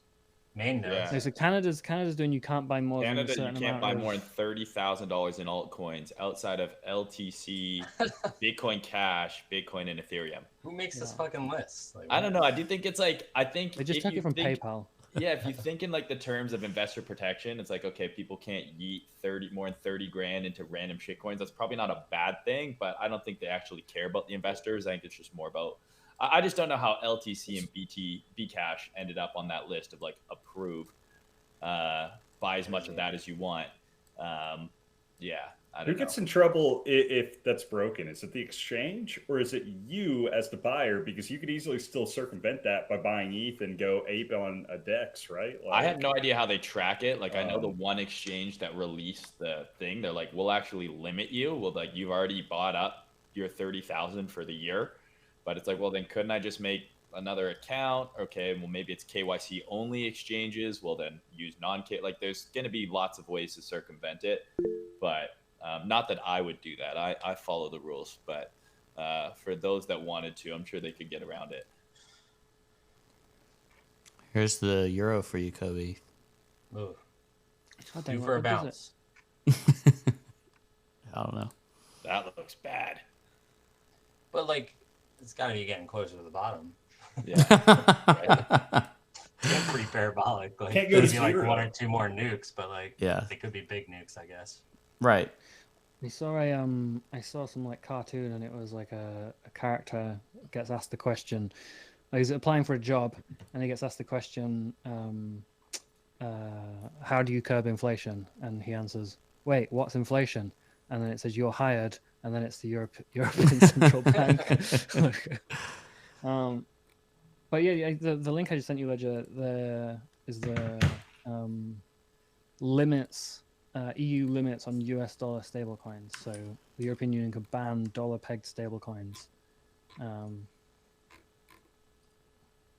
Yeah, I mean, I think they're all Is that going to like- want to go through the digital currency route, right? Like Who is that leathery looking woman? CBDCs. Jesus Christ. You don't know her? No, she's horrifying.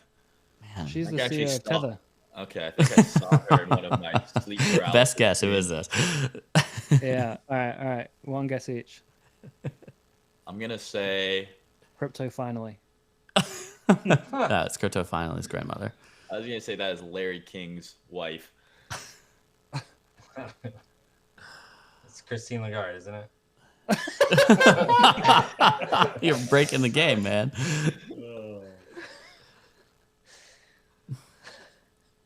I mean, It is. she's seen a lot of sun in her life. That's for sure. Someone in the chat said it's Raoul Pal.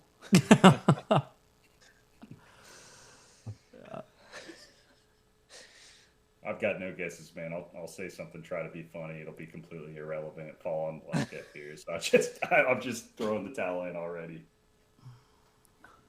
Well, I think I keep- got it right. That's I'm not sure. Caroline from Alameda. Oh. No, that's mean. Oh god, you're gonna get Kobe's in her targeted. DMs. Really? Caroline, yeah, I tried to get her to come on up only, and she just instantly said no. Oh. Yeah, I mean, I followed her for ages since she became co-CEO after SBF left Alameda. Yeah. Or left Alameda. Who knows? I see there's an argument about it now. He's saying the merge thing is misleading, but I haven't read the whole thing yet. And I was like, oh, she's becoming full CEO. We should have her on and have a chat. And I was like, yeah, you want to do it? And she was like, no, I don't like doing PR like Sam does. And I was like, but then I got a written agreement that she won't liquidate me. She said, okay. Oh, that's when I nice. asked her. Yeah.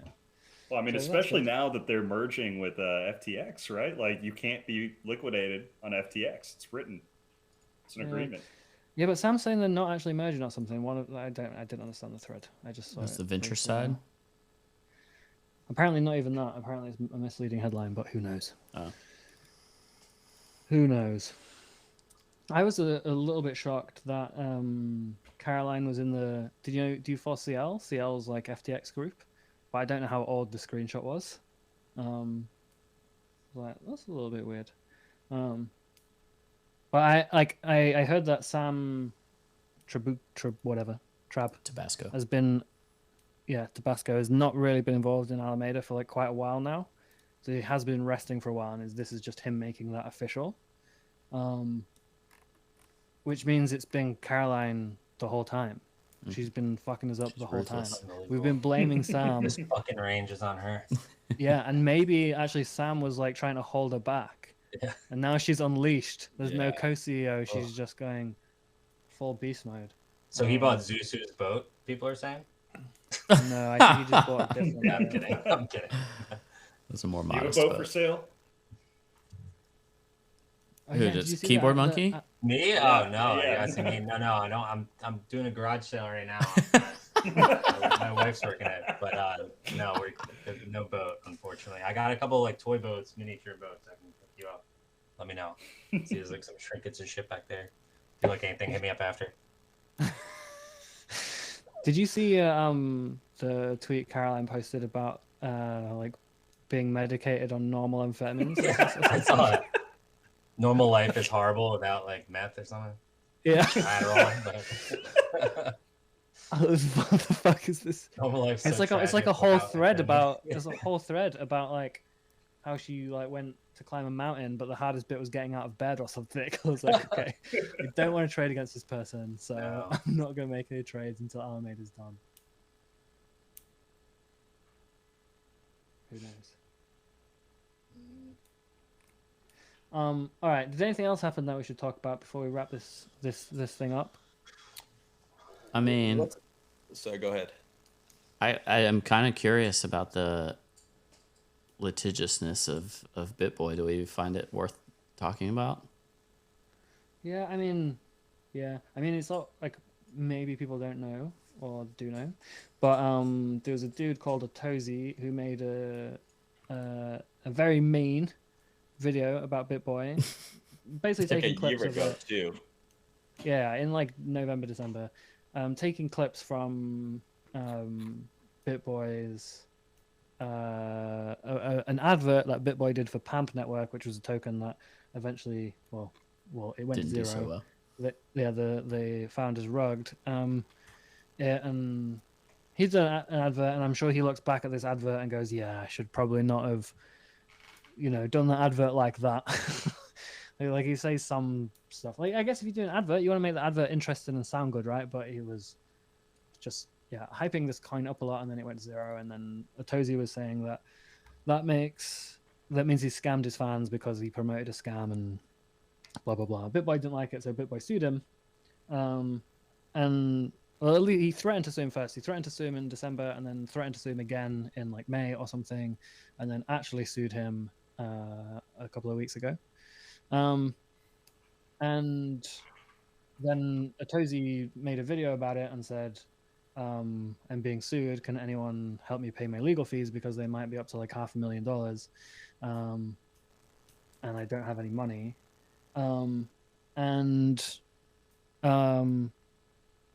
So I sent him $100,000, and a bunch of other people. So in total, he got $200,000. And then Bitboy dropped the lawsuit. Basically, the next day after he got the money, like it's not that exciting when you put it like that, is it? Like tried to sue someone, then they were able to defend themselves, so he pulled out. Well, he also In the said he meantime, was he got- sorry it became public. Like he didn't want it to be known that he was suing him. Well, I think the Yeah. optics were very bad for him when it Yeah. came out, right? Yeah, I mean, he got dunked on by everyone. I don't know if Yeah. anyone saw, but like YouTubers were just making like 10 to 15-minute videos of just like laughing at him and stuff, and like making fun of him. CoffeeZilla's was great. Yeah, there's a dude, I can't remember his name, but he talks like in a really monotone voice. He's got like 12 million subscribers, and he only spoke about that for like 12 minutes, just dunking on Bitboy. And then I don't know if you saw, but the CTO of Ripple started also Yeah. dunking on Bitboy, and Bitboy is like one of the biggest. He's like, Joel, I really respect you, man. I'd love to talk about this. Yeah, like he's obviously a big Ripple fanboy. So I think a culmination of all that stuff, and then like I don't know if like law Twitter also picked it up, and like actual lawyers that follow the defamation trial of the Johnny Depp thing were saying like there's no real case here. This is like It's all very Chloe hard opinion. to prove defamation. Yeah, and like you are a scammer is a statement of fact or whatever. Apparently. Yeah. Yeah, and like what's not clear, yeah, most critical or moist critical or something was the one that dunked on him real hard. It was really brutal. I watched it and I was like, oh my god, if this was, it's just, it was a lot. But like it's not clear whether Bitboy wanted to drain, like thought Tozy like was weak and like could just bully him into submission and would like threaten him with these lawsuits and threaten to like drain him of money and like have him cave. And if so, that's just like actual bullying, right? Like, and it like I don't think that stuff's cool. I think that's like it's really bad for the industry. It looks terrible for Bitboy now that it's public, and it just sucks for a Tozy to have to deal with that if he thinks he's in the right and the lawyers think he's in the right. Because sometimes you can just have to cave if you don't have the funds. You just have to cave, even if you've done nothing wrong. It's not always about winning. It's not always about winning. It's about just Bitboy's got a lot of money, right, and a team. Like a crazy legal team, and he guarantees just like, listen, I'm actually gonna be the one causing emotional pain and suffering to this guy. Even if the case doesn't go through, it's gonna cost him time, stress, money. I have a funny story of an interaction with Bitboy because I used to go in on him on streams a lot, and I would shit talk him. And I had one tweet reply when he was talking about like tears, hard work and tears, and I said something about like his tears being mostly sugar. Oh, yeah, that was right? Really brutal. And I felt empathy for Bitboy when you said that. I was like, he wow, responded to that, like quote tweeting me, and then I think I asked him to come on Up Only and talk. The next day, my Twitter was locked out for 24 hours. I got a strike on my YouTube channel, and I got an email invite to my personal email to come to the Bitboy meet and greet in Los Angeles. All after that happened. I don't know if that's just complete coincidence because I've never had my Twitter account get locked or anything like that, or I just kind of got a little too close and he just had like his team of whoever like, yo, fucking sewer this guy to shit. So I just blocked him. I was like, I can't help myself of making fun of him when I see his stuff, so I just can't see it. Yeah, and like if he wasn't bullying him and like what Avery said in his latest video is real, like he genuinely wanted those things to be taken down and thinks they're like defamatory and doesn't want his kids to think he's a scammer and all this shit, then like whatever, like fair enough. I think there's so many better ways to do this. Like these things should be handled by just like getting in touch with the person, like explaining your side, saying I think, look, keep your video up, but this specific part here is like actually not true, or whatever he thinks is the bit that's false. But don't like threaten lawsuits. And apparently there's other YouTubers' videos about him have disappeared and he's like cease and desisted them as well. So I don't think it looks good for him. I think it's good that he stopped doing like the paid ads and shit. Like I think that is good. Like I think it's a really difficult to defend business model. Even if you disclose, I think the audience is so unsophisticated that they don't understand it or they miss it, or like it's a 12-minute video, right? You say it's a partnered video at the very end, like they don't watch the whole way through. And I think that he's really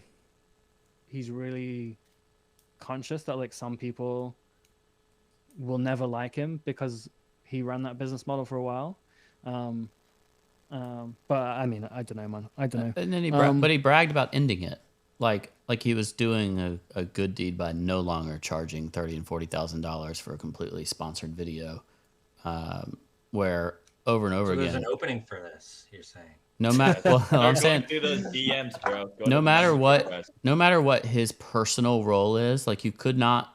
There were many that you could point to and just say, "Here's the evidence on the chart of what happened leading up to the video, and then what happened after."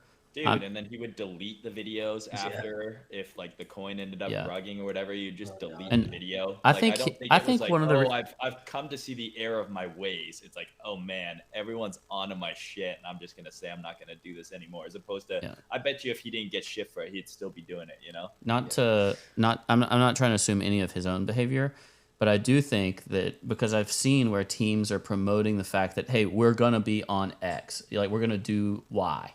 And I think that there could be scenarios where a team was buying a spot on a Bitboy video, and they're like, we're going to be in front of however many hundreds of thousands of subscribers, and the coin goes up leading into that, and then it dumps. as soon as it happens, because who's the buyer after that point? Then everybody ends up unhappy, and so I can actually see his distress in the sense of like, he's like, I wasn't pumping and dumping it, I was selling ad space, you know, but then like he gets accused of blah blah blah, or like dumping on people, whatever. I don't know. I don't think that's not what. But the point is, like, is it a good incentive for the listener? Is it a good outcome for the listener to be like essentially shield this video that you've been paid to create and promote? There's not a particularly good outcome for the listener, and there was theoretically, seemingly, not a lot of due diligence for like Pamp Network or whatever in some of those scenarios, and. I think there's better business models out there in terms of from an ethical perspective. So how do coins and how do new projects, what is the best way for them to advertise and market? Because it is a necessary evil, right? This like is a they great need question. they need to get there. They need to get it out there, but clearly we've seen the KOL method doesn't really work. The Bitboy, Moon Carl, whoever else, where they're just like, I'm just going to pay you a whack of money. You make a dedicated video to this and tell them coin is good. That usually with the viewer not knowing that they've been paid in that token, they're going to get that the token. That part's very concerning. I don't know about the legal. What is the best way? Because marketing is a part of business, right? Like you look at any space where there's influencers, Instagram, TikTok, you're being shilled stuff all the time, right? Podcasts, you're being shilled. People pay Joe Rogan to talk about their pre-workout before his video that he may or may not actually use. But what is the proper way? Is there a solution for legit crypto marketing? I think the thing is, I think the thing that's missing is like the projects that went to these type of channels, like your Bitboy, your Banter, or whatever. I don't watch any of them, so I don't know specifics. But the projects that go to those type of channels are not the projects that are likely to do well anyway. So like you could create like a simple like flow chart as like, do they want a video? Do they want a promoted advert on a crypto YouTuber channel? If yes, the likelihood of it being a failure or a scam is like greater than 50% or 70% or something. Oh, for sure.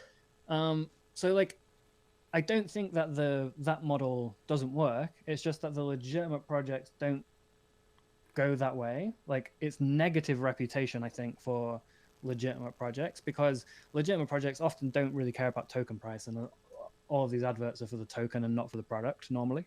Like if Arv launched today and obviously there was no lending markets or whatever, and they were a genuinely good product, I mean like as they are, then having paid adverts would be fine. Like it would be fine, but they wouldn't ever want that because they know they've got a great product. They're gonna like find the users that they want to use, and the users that will become, to be fair, natural promoters. Aave and Uniswap, they some of these products, they do advertisements. Yeah, they do it on like Bankless and stuff. So yeah, they go for where the product. Users are. Yeah, they go where the users are, but they don't go to like these huge retail audience like hobby investor type channels. They go to the ones that like deeply care about like Ethereum or something. Like the people that come to us are the people that want to sell an NFT collection. Like if you go through the up only DMs, it's like, can you help out my NFT collection? We're selling the, I don't know, like purple porcupines or something, and we're building a metaverse. It's minting out imminently. Like yeah, so we just ignore them. But you never get like Solana or these other projects going to you and going, do you want advertisers? Because they just don't need it. Well, it's almost like Coca-Cola. You never see a Coca-Cola commercial, right? It doesn't need to advertise. At Christmas. But even if they did, they would never say like, come. It's the way you propose that. It would be unethical for them to do this, and maybe illegal for them to do this. To say, come and promote our coin, right? Like why our coin is bullish versus we are promoting the quality of our product. And maybe there's nuance that a listener doesn't care about, but I find that to be important. And I think that makes a huge difference between these. And yeah. Yeah, I mean, it's just obvious adversarial incentives between the advertiser, the advertisement, and the viewer. Like, the viewer wants altcoin picks, right? Like, it's a bull market. They want to know, they see everyone getting rich, so they want altcoin picks. So that content is desirable. So these people start making that content, and then there's an adversarial incentive because the person producing the content has to be very honest in order to not shill their own bags or something, because they could just buy something up and say it's good. But then the person that comes requesting an advert also has an additional adversarial incentive where they want to use the channel's audience in order to enrich themselves. So I just think if you run that business model, a lot of people will be angry with you a lot of the time. Yeah. Like they will think that you enriched yourself by doing advertisements for dog shit, even if you disclosed properly, even if you were all above board, you put hashtag ad, said we're being paid $30,000 for this advert. It doesn't matter what people think. Is like you enrich yourself promoting dog shit to a reasonably unsophisticated audience, perhaps. And then they won't like you, and they'll keep that opinion of you for a very long time. And that just seems to be like the truth of the matter. And I imagine that sucks. It's upsetting. It's like if people say shit about you, and if you were trying to do the right thing all the time, you're like, oh, I just thought it was a legitimate business, and now I've realized that people get hurt anyway, even if it's not a scam, and even if I had great by Pamp Network. Yeah, I mean, sure. But listen, I'm trying to be contrarian and empathize with Bitboy. So. No, I understand. Well, people still had the same reaction to y'all when you guys didn't even get paid for bringing Do Kwon on, right? Like people look for excuses. We didn't bring Do Kwon on. We were begged. I thought that you guys did. No, they begged us. What happens when the peak begging occurs? It's the top of that token, at least the local top. Solana, the whole community was like literally begging us to bring them on, and it was the top. We never had Do Kwon on while Terra Luna existed, but it was soon. Yeah, but it was the process of the top.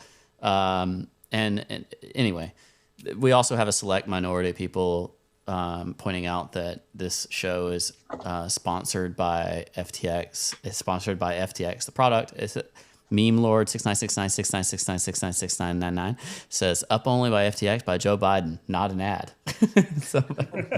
Somebody else says Cobie's so rich he has to take money from FTX. Like, you are also wrong. Like, I don't think Cobie and I have actually profited from this show in any real way. That's because we just do stupid stuff with money that they pay.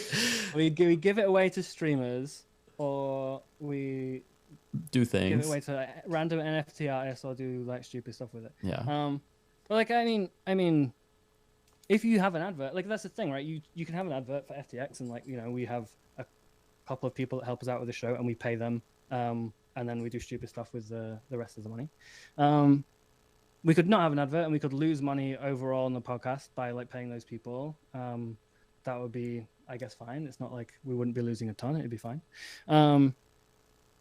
But if you want to pay those people and not lose money to do a hobby that you find enjoyable, then you can take a sponsor. You try and take as honest sponsor as you can, right? And like, it's crypto, so there's adversarial incentives anyway. We could get like 10 times the money, the like reasonably fine amount of money that FTX pays if we accepted it from like Avalanche or like some some token project. Which, for what it's worth, all of these people have like approached us, right? Like we get approached literally all the time. But the way that I've always approached any advertising in my career, crypto or not, was always: is it a product that I'm willing to utilize myself? Do I use it myself? Am I fine standing behind it from a reputation perspective? And if they lose that privilege, if you will, if they lose that space, then they'll also lose the space as the sponsor. And that's the best you can do. I don't actually think there's anything wrong whatsoever to take sponsorship money. Like there's a transaction and everything, Do you think Joe Rogan uses all the products that he? No, I don't think he does. Like I think we go. Do you think there's a problem with that though? or do you like? I don't really care. I think it depends on how it's done. Like I like Depends if it's an I investment like to too. utilize the word partner. Like it's a sponsorship, but it's also a partnership in my mind, and I like to utilize that because I like to be able to say like I personally use this product. If my friends or my neighbors or my family are asking me how do I go about this, if I can't say my sponsor's product is one to utilize, then I'm like I should question why they're the sponsor of something that I produce. So I find all of that important. And to take it back to some of these kind of sponsored videos or whatever, like if you say, okay, Bitboy, would you tell your uncle to buy the PAMP network token? Or like use the PAMP network product? Like what is his response under oath in that scenario? I know what my response I under. do think it's funny that Bitboy, was getting paid mostly in USD, and anytime he got tokens, they were unloaded to USD almost immediately, right? Like it was about making money, and yeah, I mean it's very tricky because I'm a believer that like there has to be a way to find some middle ground that is not just like super obvious paid shilling, where it's like, okay, this guy clearly got paid X to write a tweet, to make a video, and completely saying like, okay, well, you're a new product, I don't even know if I'd use you yet. Because think of how many things were like, well, this is a kind of cool idea, but then the execution was shit, or the founder rugged and you didn't know that was going to happen. You're like, oh, this sounds legitimately interesting. Yeah. This is kind of cool. And then maybe the market just doesn't accept it. Does that mean that was like a bad, so I don't know what the answer is. I'm just kind of talking. And that's just my personal scenario in terms of like the bar that I would like to create for a sponsorship, because I don't, for instance, I cannot use Bybit. There is not an avenue for me to do so. It may be a great product, but it's harder for me to say, let's accept a Bybit sponsorship when I can't speak for it as someone who cannot use it. Bybit also pays a lot more. What's that? Bybit also pays a lot more. Sounds like you should move. So Bybit. Yeah. No. But like that's my point. Like I want to be able to say like this is a product that I can use and all this stuff. And for me to do otherwise, it would be a different read, that's for sure. Versus being able to say like here's whatever. I'm not trying to do an ad read for FTX at this moment. I'm just saying the way that I've always approached sponsorships and partnerships. Like I charged a small amount of money to Matcha for a long time on my like technical podcast that I do on Fridays. And like I use Matcha freaking all the time. And that's kind of my approach towards it. Like it's something that I'm going to be able to talk about. And that's my bar. And maximizing the dollars or whatever is not my bar. Doing like, various people do various levels of disclosure, but doing like completely undisclosed shills of a coin, I find highly unethical at a bare minimum. And I think that then those people, if in fact that's what Bitboy has done, I don't watch Bitboy. I just know that I don't like his content, what I have seen of it. And if there are degrees of significant, if I have moral problems with it, whether it's unethical, whether it's illegal, whether he's a scammer, that's for other people to decide. But I have moral problems with that type of content and that type of sponsorship. Yeah, I mean, for me, all I care about with a sponsor is that I'm able to like speak my mind. Like I feel like I'm able to say shit when I think FTX does like shady stuff, like when they list these weird Solana down only perps stuff like that, and like the browser issue thing they did recently, where like Hasaka was like going on about it for like an entire year before it was fixed.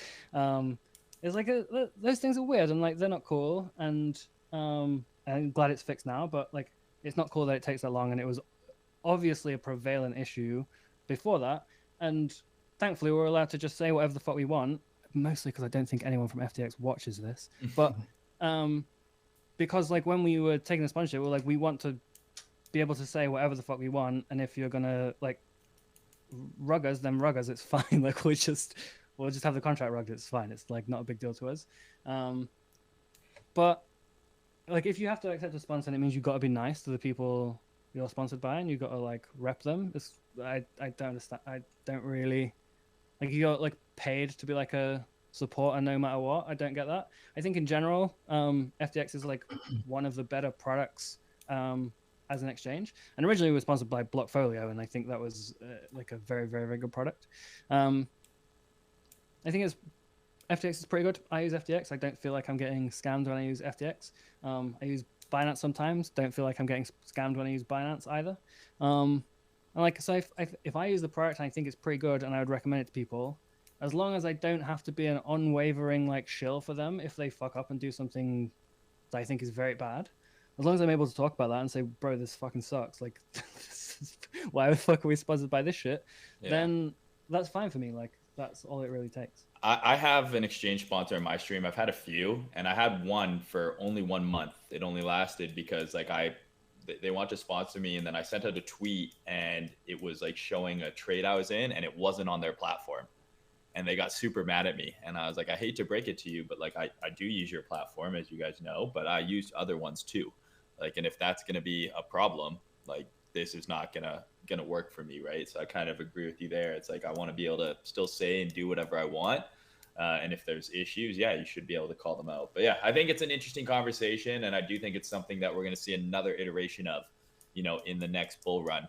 I think we're going to see different ways to market, and I mean, because new projects during the mania are getting launched all the time, and there are going to be people who, you know, help them market, whether it's through KOLs, paid adverts on videos.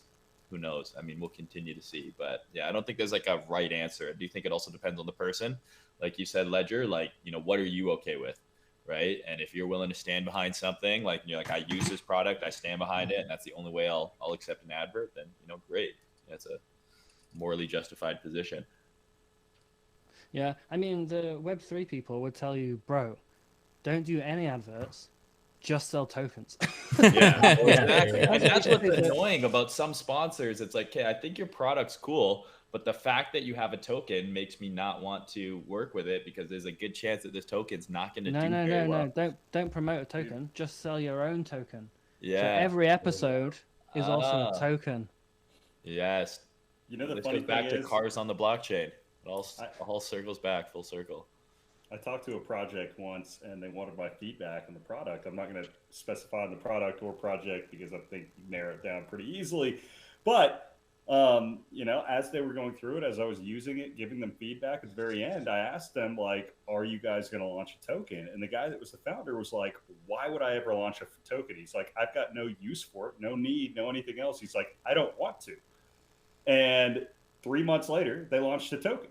It was because they were kind of forced into it. And, you know, they came up with some type of utility that they created for it, but was it really necessary? No. You know, it was just a money race. Token's bad, yeah. It seems immoral here. I mean, but we do like to trade the tokens. Yeah, basically with every crypto company that I think exists, there's going to be like something extremely bad that people can say, well, you can't accept that as a sponsor because of this. Like a couple of years ago, I would have said Coinbase is probably the best thing that you could accept a sponsor from because they're like above board. They try and do everything like reg compliance. They don't list like dog shit coins, blah, blah, blah. And now I feel like that's changed a little bit. They list a lot of stuff. They have a lot more problems. A couple of years ago, Binance would be very bad. Binance is probably good now. You know, back in the day when Binance was like trying to reorg the chain to get back their lost Bitcoins and stuff like that. That would have been like, you would have got slammed for having a sponsorship with Binance. Now CZ's a Chad. These things change very often, I think. So I think there's no one that you can accept a sponsor from, really. I think the calculation that you have to do is, like, do I think overall that their product is good and that their issues are, like, avoidable for most users? I use FTX, and I think the issues they have are avoidable for me reasonably simplistically. I would think that's true for Binance as well. But I think there's really, like, 3 or 4 companies where you can actually accept them as a sponsor and you can say that that's true. And like, if you try and list like the most ethical user first crypto companies, it's very, very, very, very difficult. And then maybe the answer is like, okay, then you just don't do any sponsorship whatsoever, right? Like you have no adverts and like you do this thing as a totally free just enjoyable hobby thing, which is maybe fine. Like I could do that because I've been like very fortunate over the last 10 years.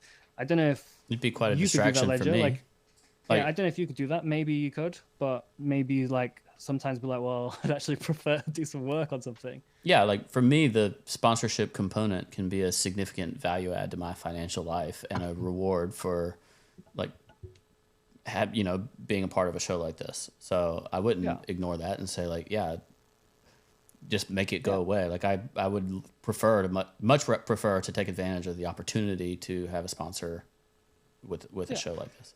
And it means that you can like, it means the people that help us, we can pay them without having a hobby that just is a financial like hole. And if anything weird happens with someone wants to do a pre-recorded show and they want to do these things and you have to do this, or someone wants to only do it, or we need to buy these people a mic again, or all this shit, you go, okay, fine, it's fine, like just doesn't matter.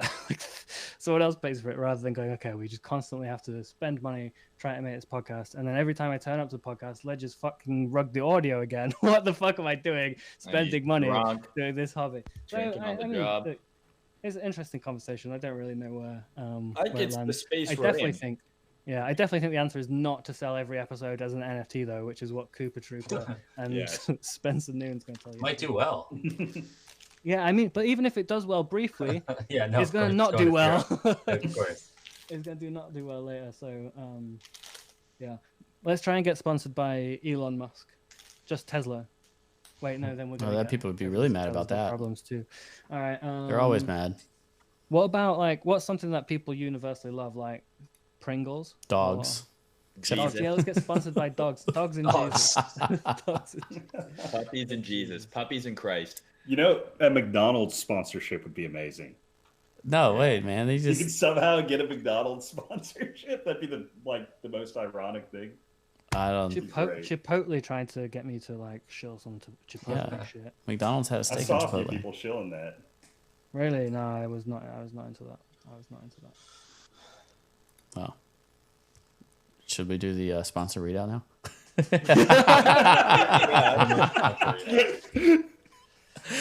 Oh yeah, you got it. That's a perfect way to end it. Yeah. Nice to chat to you all. It's It's getting been- so warm in this room. I need to go somewhere with air conditioning. It's been a pleasure. Thanks everybody for joining us. We really do appreciate it. Thank you to everybody. Follow Mayne, Keyboard Monkey, Kaleo on Twitter. Check out their content when they have that to produce. We really appreciate everyone being here with us, and we do appreciate FTX for being our partners for Up Only TV. Go to uponly.tv/FTX to check it out. Real good at it. Worth the money. Thanks. Check you later.